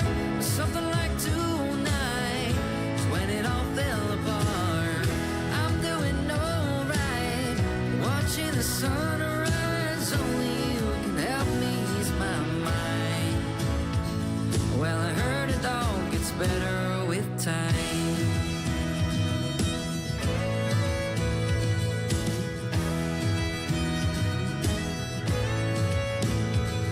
I couldn't take any more of driving past your street. I flew across the world to take some time. Have you had the chance to forget about me? From 1,000 miles away, you're on my mind. I don't know why I'm waiting, 'cause things won't change. Guess planning life without you is just a little strange. I can almost see the light now, but it's glowing dim. I'm scared to see your face and do this all over again. Consider me lucky and open up my eyes. A heartache ain't the hardest thing I could feel tonight. Looking at the same sky, wishing on the same stars. Something like tonight was when it all fell apart. I'm doing alright, watching the sunrise. Only you can help me ease my mind. Well, I heard it all gets better. Looking at the same sky, wishing on the same star. Something like tonight is when it all fell apart. I'm doing alright, watching the sunrise. Only you can help me ease my mind. Well, I heard it all gets better with time. That's Brandon's Mitchell McCoons with Better With Time. That is new music from him, just came out earlier this month on July 3rd. If you want to check him out on Facebook for upcoming dates. Time right now is 10 to 8 on 89.3 FM. And next on CBC, as I was mentioning, many grocery items in our carts might have decreased in price last month, but it might not feel like it because rising meat prices are offsetting the lowering costs of other groceries. So that's according to a new report that's out from Dalhousie University's Agri-Food Analytics Lab. Sylvain Charlebois is director of that lab, and he's here this morning on Zoom, outside, enjoying the weather somewhere. Good morning. Hey, good morning. Well, sort of. It's a sunroom, so I am outside, but there's a roof over my head just in case. I like it. I like it. Start, Sylvain, by telling us a little bit about this new report and what it tells us about prices in this country of groceries. Yeah, so thanks to our partnership with grocerypulse.ca, we actually get over 8,000 data points every single month, allowing us to assess food price trends across the country, including in Manitoba, of course. But we're only getting prices for the city of Winnipeg, unfortunately. When I can't go outside of Winnipeg right now, but based on the data that we have received last week, for the month of July, food prices are much stable now than they were earlier in the year. So out of 50 different food categories in total, 30 of them are actually cheaper than in June. And this is something that Statistics Canada has not reported on yet. They've only reported on June. So we do have a bit of a glimpse in terms of what's actually happening right now in July, and things are okay. However, there are exceptions, unfortunately. And those exceptions are proteins related to salmon. So fish is actually more expensive this month. Chicken breast for Manitoba, because chicken breasts are actually cheaper elsewhere, but in Manitoba, for some reason, which I do not know, to be honest, chicken breasts are more expensive. Brown poultry meat is also slightly more expensive in Manitoba. And frozen foods. Frozen foods are more expensive in Manitoba compared to June as well. So I was going to ask you about some of the reasons, but we don't know yet, right? Early data? It's hard, yeah. So frozen foods, we have an idea that's related to energy costs. I'm sure you can appreciate that the frozen food supply chain is very energy intensive, and we all know what's going on with the price of diesel, with the price of energy over the last 4 or 5 months. The big surprise, the pleasant surprise for Manitobans is produce, especially vegetables, with the exception, of course, of tomatoes and carrots. Most vegetables are actually cheaper in July, and I think it's due to the fact that we've actually had a stronger domestic harvest for Canadian products in that section, and that actually has helped stabilize prices in that section. Fruits is a different story, though, because we do import a lot with the American dollar or the Canadian dollar being weaker. Fruits, we had to pay more. Now, overall, the big number, and tell me if this is correct, if I'm reading this correctly, Winnipeg increased 1.7% above the national average, according to the full report. Yep. So our overall number. So, yes, 30 categories are cheaper than in June, but because of some categories that are much more expensive, like proteins, salmon, and of course, I forgot about pork. Actually, pork is more expensive this month compared to last month. Because of some major categories, it's a wash. So we're still seeing food prices increase in the province of Manitoba, unfortunately. Now, Manitoba's government obviously removed the provincial sales tax, as you know, from all of the remaining grocery items that had previously been taxed earlier this year. That kicked in July 1st. When you look at the trends more broadly, can we tell if those tax cuts are making a difference for people?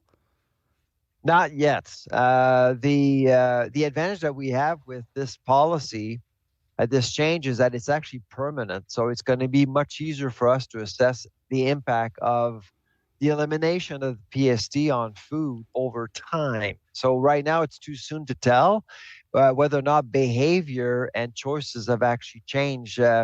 Last year, if you remember, we had the GST holiday at the federal level. for only 2 months. So it was extremely difficult for us to assess whether or not there was a change in behavior or choices at the grocery store. I was going to ask you about the consumer behavior changing, but we'll also have to wait to see, if people are buying less meat or salmon, as you pointed out, moving forward, or chicken in Manitoba. Yep. We'll have to talk to the poultry producers in this province about some of that. Do you foresee the trends in grocery stores continuing in the coming months, Sylvain? Do you have a sense of that? Well, our December forecast was 4 to 6% with Canada's food price report. We're still sticking to that forecast. Unfortunately, right now the food inflation rate, according to StatScan, is basically at 4%. And so that's retail only, not service, but retail. Obviously, we're hoping that to lower. We still have the highest food inflation rate among G7 countries, which is really odd. But we're hoping that this rate will actually drop over the next little while. I think the biggest news right now is that the meat counter. Proteins at the meat counter, things are much more stable than a year ago. So that's certainly good news. Well, thanks for being with us to walk us through this morning. Appreciate it. My pleasure. Enjoy your Bye-bye. sunroom. Thanks. Bye-bye. Live on Zoom with us is Sylvain Charlebois, who is with us, professor at Dalhousie University and senior director over at the Agri-Food Analytics Lab. You can read their report online if you'd like to. And also, we'll dig into some of those trends in Manitoba that, they still don't have reasons for us. We try to understand why some prices here are still higher than the rest of the country on things like chicken, as mentioned, and pork. 22, partly cloudy in Winnipeg, the high 35. It's going to feel like 45. Heat warnings across south and central Manitoba. On your drive this morning, things are pretty good, although I have neglected to mention something here. Wall Street from Woolover to St. Matthews. Just in the last half hour here, one lane's going to be open at time for street construction until August 7th. So that's just a reminder for you. Expect significant delays and use alternate routes if possible. And give us a call if you need on the commuter line at 788-3093.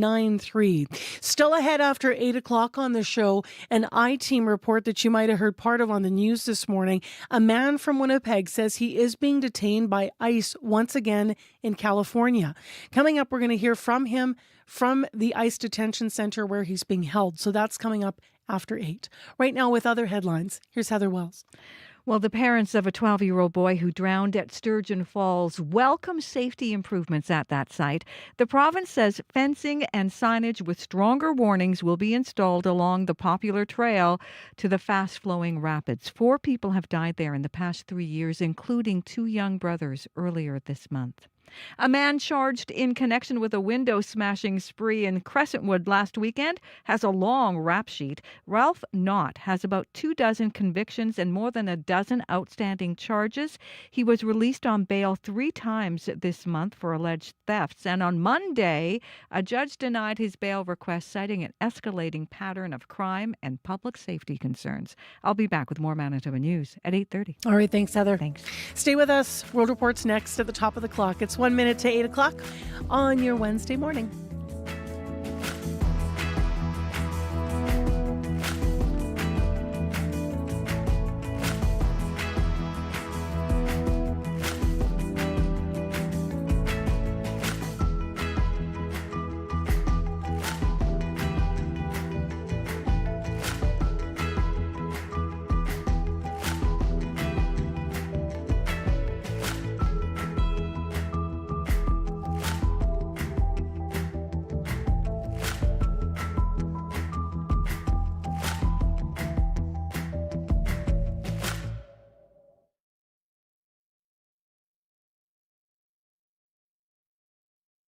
On cue. Imagine being a kid and getting a front row seat to Michael Jordan's first season in the NBA. That's exactly what happened to the award-winning rapper and actor Common. Rappers and hoopers, we strive to be like G's with 3 stripes. He'll be here to tell you that story, plus what's ahead in season 3 of his TV show Silo.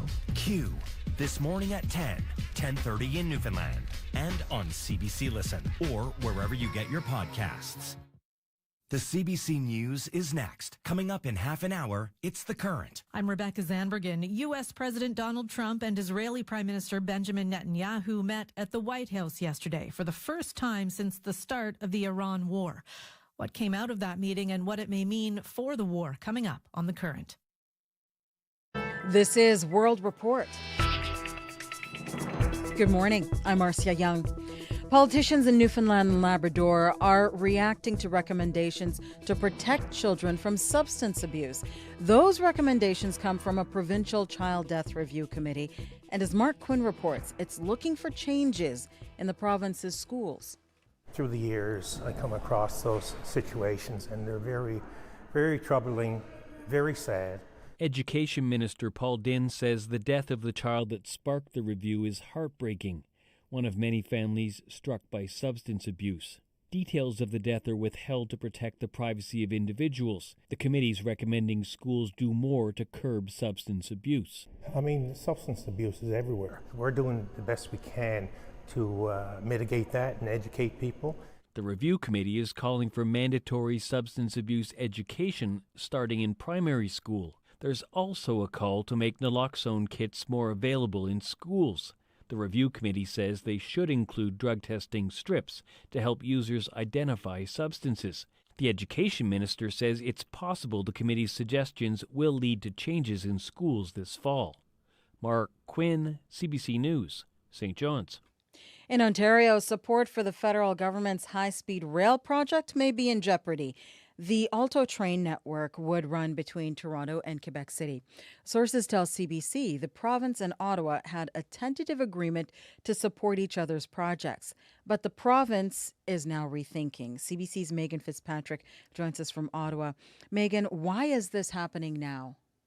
Well, this potential lack of support for Alto by Ontario is related to the lack of support from Ottawa for a plan to expand Toronto's Billy Bishop Airport to allow jets to land. That's something Premier Doug Ford has really been pushing for. And two sources tell CBC that Ontario was surprised about Friday night's news from the federal government that it wouldn't support that plan. And surprised, we're told, because there was a tentative agreement between the two governments that if the federal government supported Billy Bishop, then Ontario would support Alto. A group of MPPs from Ford's government have put out a statement suggesting that the federal government isn't conducting meaningful consultations and voices are being ignored. It's very interesting timing for those MPPs to put out that statement now, just days after the airport plan was quashed. And the two levels of government back in March, they said they'd work together to advance that project. But now it does seem that Ontario is signaling it may pull back from advocating for Alto. So where does the fight over the airport go now? Well, Ontario says it's going to keep pushing to allow jets to land, but it's really not clear how it can do that without the federal government support. The airport had been governed by a tripartite agreement between the Toronto Port Authority, the City of Toronto, and the federal government. Then the Ford government passed legislation allowing it to take over the city's role in that agreement and to take over some city-owned land in order to expand the airport. Now Mayor Olivia Chow is calling on the Ford government to repeal that legislation and give the land back. Ontario says it won't do that. So this battle could potentially cause friction for Premier Ford in his relationship with Prime Minister Carney and with Toronto's mayor, both of whom he generally has been getting along with. We know the Premier and the Prime Minister were in touch over the weekend, and the Premier expressed his disappointment directly to the Prime Minister. All right, thank you, Megan. You're welcome. The CBC's Megan Fitzpatrick in Ottawa, in southwestern France. Volunteers fill buckets with water in a desperate attempt to put out the fire. Hundreds of thousands of people are out of their homes. No one can say when they may be able to return. This man is one of many local residents using whatever tools he can to fight the fire. It's hard, really very hard, because we don't have many resources. We try to help people however we can with the little we have, but we don't want our village to burn down. We've lived here for years and we want to stay. So we do everything we can, whatever means we have to help, we use, we help.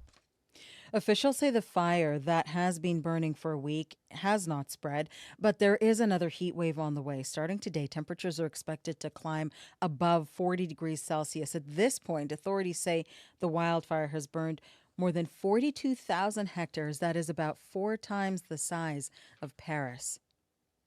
Rescuers are rushing to find people trapped under rubble in southwestern Japan.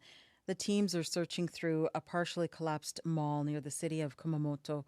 Over a dozen people are dead, and in yesterday's magnitude 7.1 quake, Laura Marchand has that story from Kumamoto. It's been 24 hours since the quake, but for people in Kumamoto, it's like it never stopped. Dozens more have rocked the area since Tuesday's massive tremor. Rescue operations are still underway at a shopping mall and a paper factory. Help is arriving from other regions. Tokyo sent a helicopter and specialized rescue workers. Prime Minister Sanae Takaichi called the operation a race against time and says they're doing everything they can to save as many lives as possible. 10 years ago, the area suffered 2 major quakes, leaving over 200 dead. Those hit just a day apart. People here are still bracing for more, in case history decides to repeat itself. Laura Marchand, CBC News, Kumamoto, Japan. Dr. Anthony Fauci is testifying before the U.S. Senate committee today. Under the advice of my attorneys, I will invoke my right under the Fifth Amendment of the Constitution to refrain from answering your questions. Thank you. Fauci is being asked about the origins of the COVID-19 virus, but as you heard, he is pleading the fifth, meaning he will not be answering any questions.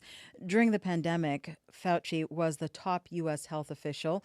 He is being accused of misleading Congress and funding controversial research while in his role as a government health official. The CBC's Willie Lowry joins me now from Washington. And Willie, break down what this hearing is about.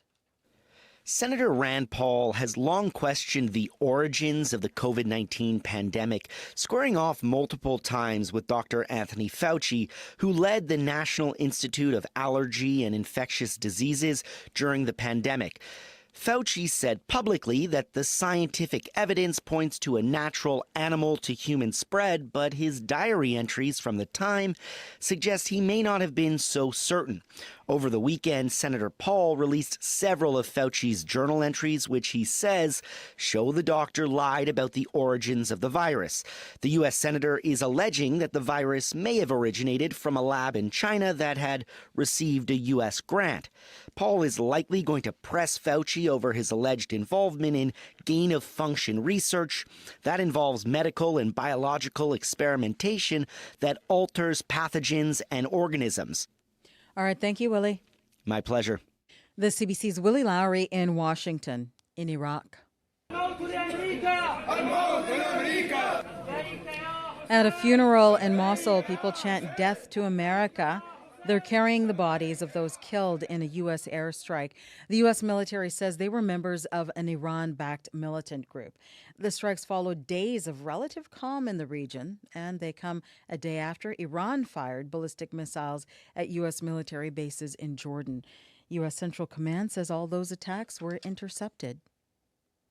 Every year, Prince Edward Island loses more of its coastline to the sea, and archaeologists are now warning that the island risks losing part of its history too. The CBC's Joseph Watt has more. This peaceful corner in eastern Prince Edward Island houses some of the province's most historic graves. But as erosion steadily eats away at the shoreline, cemeteries like this one are slowly crumbling into the sea. The whole island is shrinking, so we can't save everything. As archaeologist Christian Theriault walks through the cemetery on Panmure Island, he points out graves from the 1800s. Most are unmarked. There were probably around 200 here, but in 1977 they counted 150. There's a good section of it that eroded away. Theriault says around 400 historic sites on PEI are threatened by erosion. Here, a living shoreline of hay and seaweed protects the cemetery, but fixes can only hold off the waves for so long. We can only do so much, so we have to develop a strategy to determine which site we can protect and which ones we can't. And the ones we can, we have to find a way to mitigate, potentially like doing an excavation. Matt McNeil is a senior advisor with PEI's Environment Department. With climate change, we're seeing what can be increased rates of coastal erosion, particularly in large storm events. Unfortunately, that does mean that places like these pioneer cemeteries are increasingly at threat. For now, protections seem to be holding, but eventually archaeologists say they will need to discuss digging up these long-buried bodies and possibly moving them. Joseph Watt, CBC News, Charlottetown. That is the latest national and international news from World Report News Anytime, cbcnews.ca. I'm Marcia Young.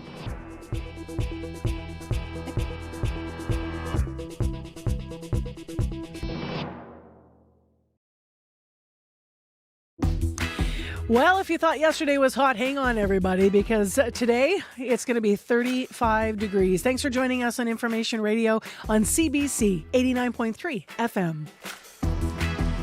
I'm Marcy Marcusa. You might also be listening on 990 AM on the app or watching our live stream on YouTube. This hour on the show, this half hour rather, a Winnipeg man was released after 8 months in an ICE detention center in California. But now he's back behind bars. Here's what he said to us. This is just surreally horrible. We're going to hear more from him after 8 o'clock here on this half hour of the show. And an I-Team investigation, a reporter from our I-Team spoke with Clayton Herman while he was in that ICE detention center. So we'll have more on that this half hour. Also, a preview of today's noon hour provincial call-in on Radio Noon. How safe do you feel in your Manitoba city's downtown? That's today's question, so we'll tee up that just a little more. Right now, though, let's go to Heather Wells for other news headlines. Good morning. Good morning. Well, the head of a union for emergency responders has reservations about a new plan to deal with mental health calls. A report recommends the creation of a crisis response pathway as part of the 911 system. It would allow mental health calls to be diverted to community-based crisis responders instead of police or paramedics. MGEU President Kyle Ross worries about the additional pressure this could put on dispatchers. And Manitoba Hydro says it is sitting on an asset that, if sold, might wipe out its recent deficit. Hydro's CEO says the Crown Corporation is getting purchase offers for modeling software it created 20 years ago. Those stories and more coming up at 8:30. All right. Thanks, Heather. Thanks.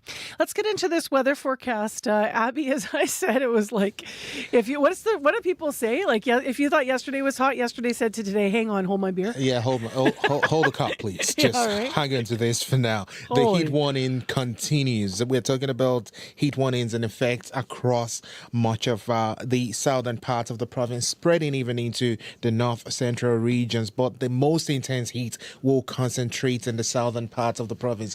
Marcy, we are already like around 25 degrees in most areas in the south, and it's only going to get hotter as we climb into the afternoon period, with highs getting into the mid-30s and the humidity climbing close to 42 in some areas. Right now, Winnipeg, we are close to 25 degrees. It's sunny outside, just some mild breeze out there, and we're expecting a hot afternoon. We're aiming for a high of 35 today, with the humidity feeling like 45, and of course, we see the UV index 8+, which means it's hot and you need to take care. And that's what it's going to be across the southern regions. It's going to be very hot and humid this afternoon across the regions, with actual temperatures pegging at 35, 36 degrees in most of the regions. So you need to take care. But right now, Winnipeg, we are close to 25 degrees. The sun is warming things up. We get to 35 later. We should have done the show by a pool or something this morning. Right? Yeah. True. I don't have a pool. Or Anyone? a splash pad, maybe. Maybe a splash We have to get pad. the equipment a maybe little wet, splash but that pad. would be fun. Said no tech ever. You don't want the tech people hearing that. Look at Abby's face. He's like, no. Nope. What is happening on the commute? You've got something to share, Corey? Yeah, it's just some new construction that's going to maybe throw off your commute if you take Wall Street. So Wall Street from Walliver to St. Matthews, it's just down to one lane from now until August 7th. That lane's going to be changing a lot between now and then. So as you can imagine, it could be very backed up on Wall Street for the next week or so. But if you do see anything else going on, give me a call on the CBC commuter line. That number, 204-788-3093.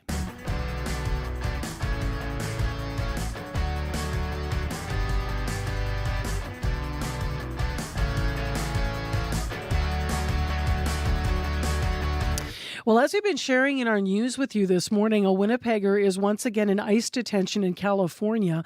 Last year, Clayton Herman overstayed his U.S. visa and was placed in ICE detention in California, where he stayed for 8 months. In June, Clayton was released after a judge declared he was denied due process. Now, though, he's back behind bars. So Herman says he followed his release conditions, and then last Wednesday he was detained again while attending a scheduled meeting with ICE. He says it's because some forms he mailed didn't arrive in time. Herman spoke to CBC's Michelle Allen from our I-Team from the Adelanto ICE Detention Center in California, where he's being held. This is just surreally horrible. I'm not in the same area I was, total different area. They even give me a different outfit this time. And I just cannot even accept the reality of being here in certain ways. It just feels surreal. As far as we know, I'm just going to have to accept deportation at this point. I had a week warning before that meeting with ICE yesterday, and I had a bad feeling about it. At the time, we still weren't sure if the package had landed on time in the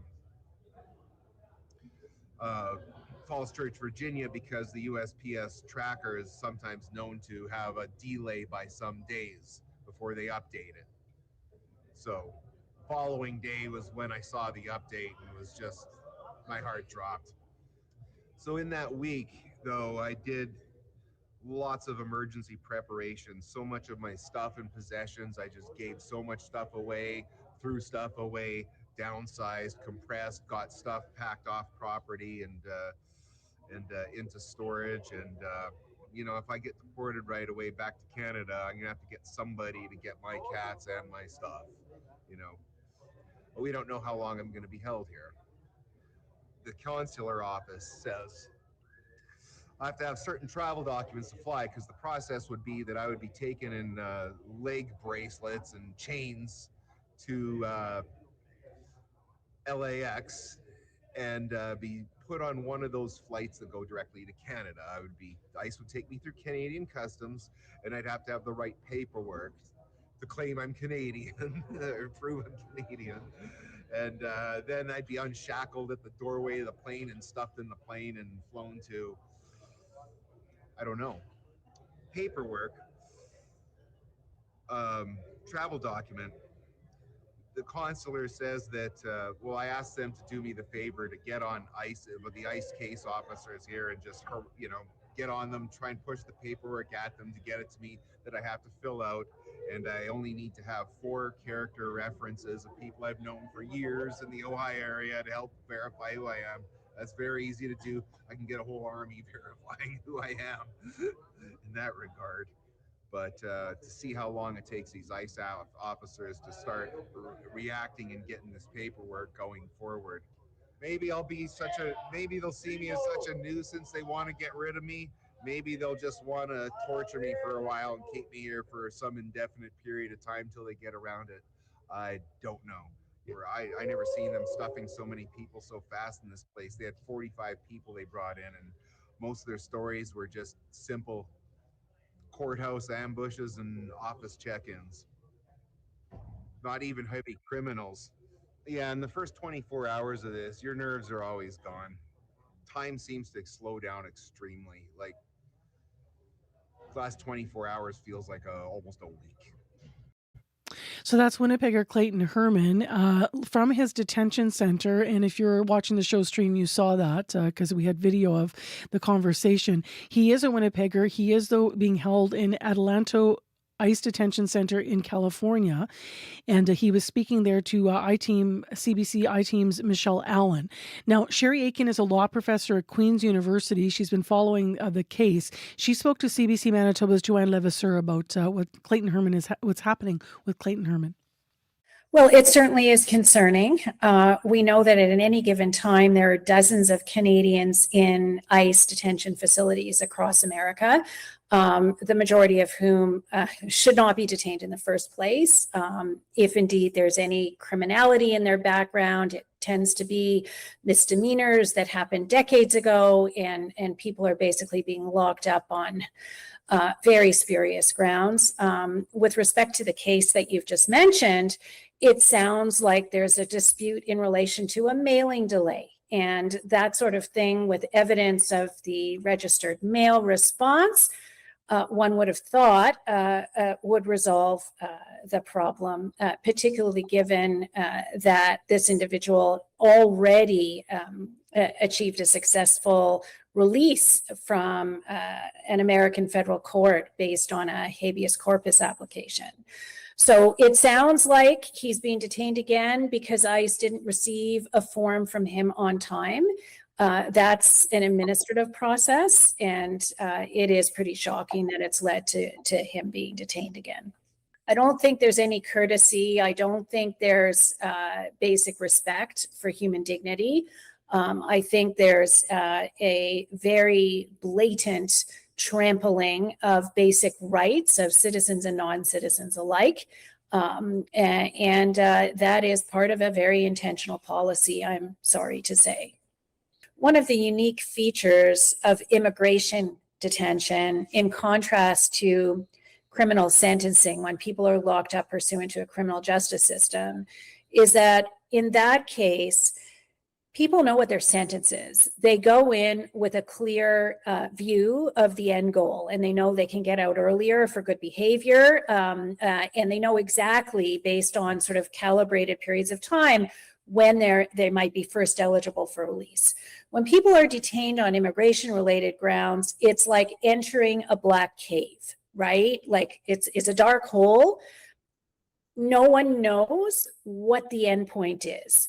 And that in and of itself generates a kind of trauma for everyone, even if the detention is only weeks. And we know that's not the case for Mr. Herman. He was detained for a much lengthier period. But even when it's only a matter of a few weeks, the fact that when you're in there, locked up, with your liberty taken away, and you don't know when you're getting out, is its own kind of trauma. And indeed, there have been numerous empirical studies of the effects of trauma related to immigration detention. And it doesn't take very long behind bars in an immigration detention context to actually experience that kind of trauma and to suffer from post-traumatic stress long after release. So, that's what I would say in response to that. And I would urge your listeners and viewers to remember that while Mr. Herman's case may seem particularly sympathetic, there are thousands of people locked up in immigration holds in the United States suffering an even worse fate than Mr. Herman, with a prospect not of, departure to Canada, but potentially removal to countries where their very lives are at risk. Mr. Herman will not be at risk if he's ended up removed to Canada. That was CBC Manitoba's Joanne Levasseur on the other side of that conversation, speaking with Queen's University law professor Sherry Aiken, who we were hearing from there. If you want to read more about the story in Mr. Herman's case, you can go to our website as we've been following it along at cbc.ca/Manitoba. 8:22 a.m. is the time. How do you listen to your favorite Manitoba shows when you're on the move? Get your daily dose of information radio, Radio Noon, and Up to Speed, live and on demand.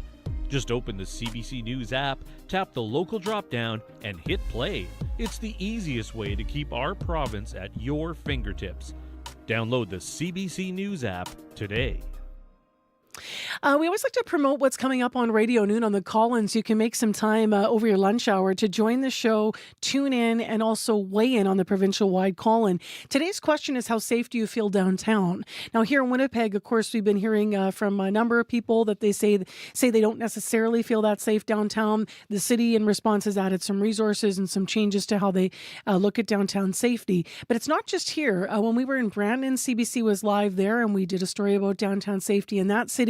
We've also addressed stories about safety in communities in cities like Thompson, Manitoba. So how safe do you feel in your Manitoba cities downtown? The guests will be from the Winnipeg areas and looking at the Winnipeg downtown, the call-in, though, provincial-wide. And so tune in, later this afternoon for that. That's coming up, starts at 12:15. The call-in runs right until 1 o'clock. So join Radio Noon for that. We have local traffic next with Corey, though, an update. Yeah, just got a call from Tim on the commuter line. Some issues eastbound Ellis at Memorial. There's a flatbed truck, he said, that tried to make a turn. Didn't quite pull it off. Actually ended up knocking down a light stander. Is up on the curb, blocking the entirety of eastbound Ellis. So if that's part of your commute, you want to find another way to get where you need to go. If you have any updates on that, anything else you're seeing, let me know. Apparently people are kind of trying to find ways to U-turn who are getting caught off guard by that. So very backed up eastbound Ellis right now at Memorial. If you see anything else going on, give me a call on the CBC commuter line. We'd love to get an update on this or anything else you're seeing. That number 204-788 3093. All right, thanks, Corey. Thank you. Well, let's get to a story that's a bit of a talker. At least I've heard a lot of people talking about this one. A Canadian billionaire is facing some blowback for challenging how our democracy functions. The CEO of Shopify is Tobias Lütke, and he apparently is endorsing the idea that the very wealthy should have more votes than those living in poverty. Lütke is under fire for responding to a post from a former TD Bank executive. That post suggested people paying more income tax should get more votes. People who don't earn enough to pay income tax should get no vote at all. John Beebe is the director of the Democratic Engagement Exchange at Toronto Metropolitan University, and he's one of the people that's been reacting to this. He shared his thoughts with CBC's David Common today. It's an absurd idea. I think all Canadians can agree that this is not how we want our democracy to run. I mean, this is a man who has huge economic power and huge political power. He can buy an army of lobbyists, to go to Ottawa and make his case. He's set up his own think tank. That's not what most Canadians can do. So the one moment when all Canadians are equal, when we all have a clear voice, is when we can vote. He wants to take that away. And that whole concept builds cynicism in the system that's destructive to democracy. But actually, I hope that we can unify and say this is wrong. And the best response for all of us, of course, is to get out and vote. This is a guy who has a high profile in this country. He's one of the biggest entrepreneurs that we have. And granted, he's sort of endorsing and then engaging with somebody else's idea. But it doesn't seem to be in isolation. It doesn't seem as if he's the only one who thinks the rich should get more say. No, I mean, there's become this class of sort of tech bro billionaires who feel highly entitled, and they're worried. They're worried that we as Canadians might actually use the power we have to vote and ensure that our systems work for all of us.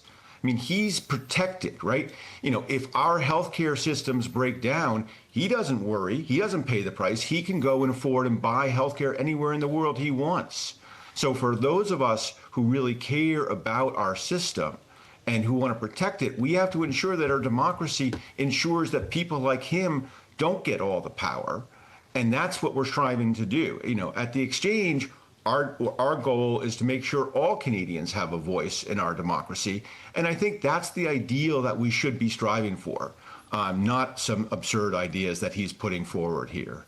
John Beebe, the director of Democratic Engagement Exchange at Toronto Metropolitan University, in conversation on CBC today with CBC's David Common. Well, we're sliding in local music wherever we can. It's that time of year, people writing in about festivals and artists that they've been seeing. So here's Chris Issing from Winnipeg with Good Times.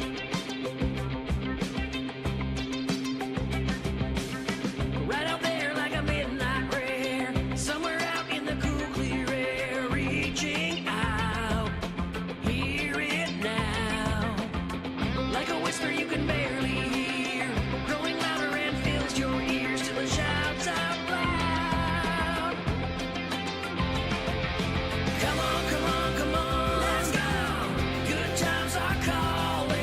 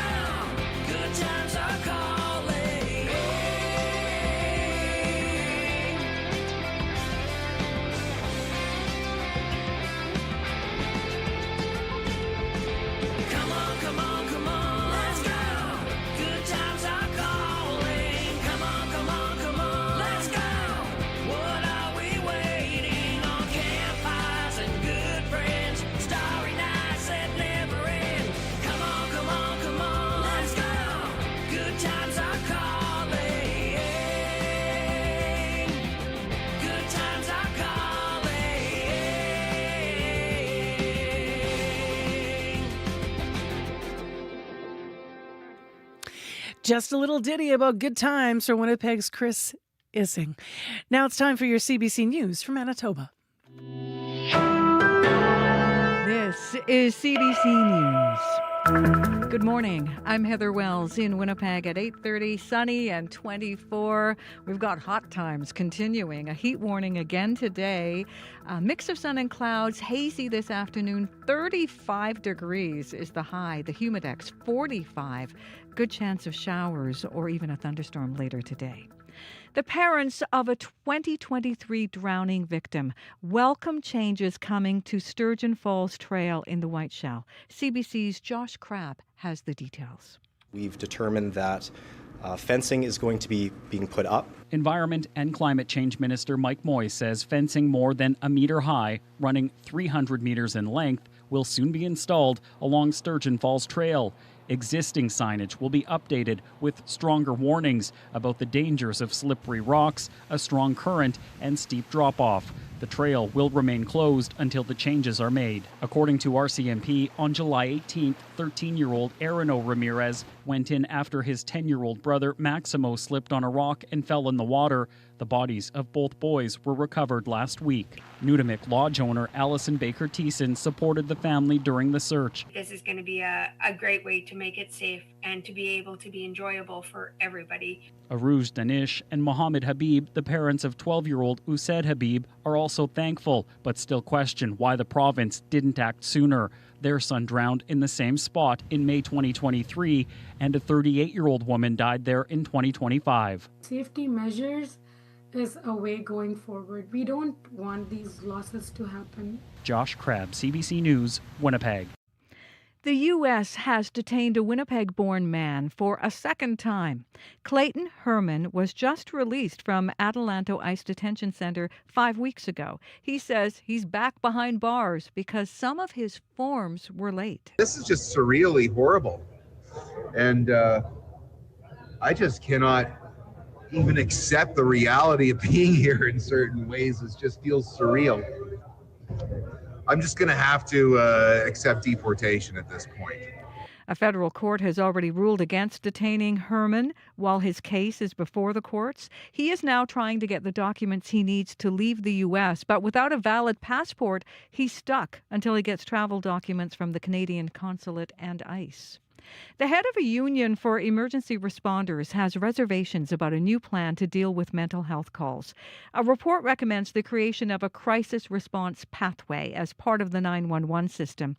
It would allow mental health calls to be diverted to community-based crisis responders instead of police or paramedics.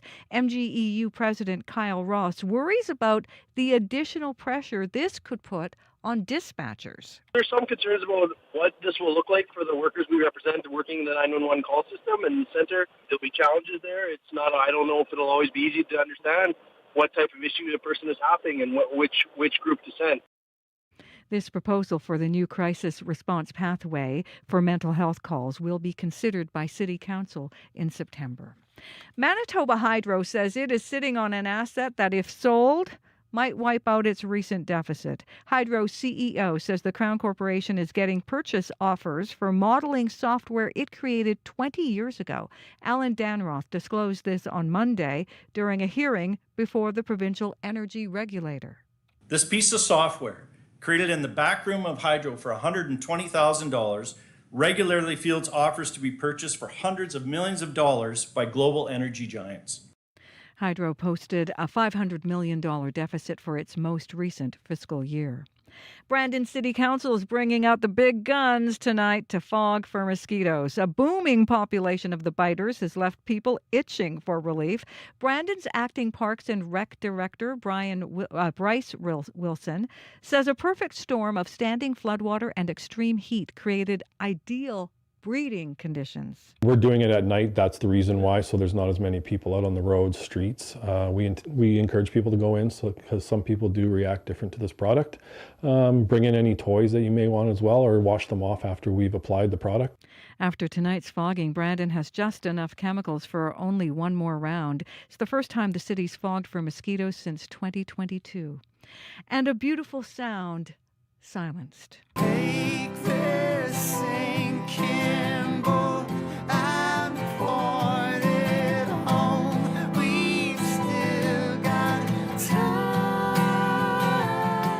Academy Award-winning Irish singer-songwriter Glenn Hansard died in a motorcycle crash in Dublin early this morning, according to his management.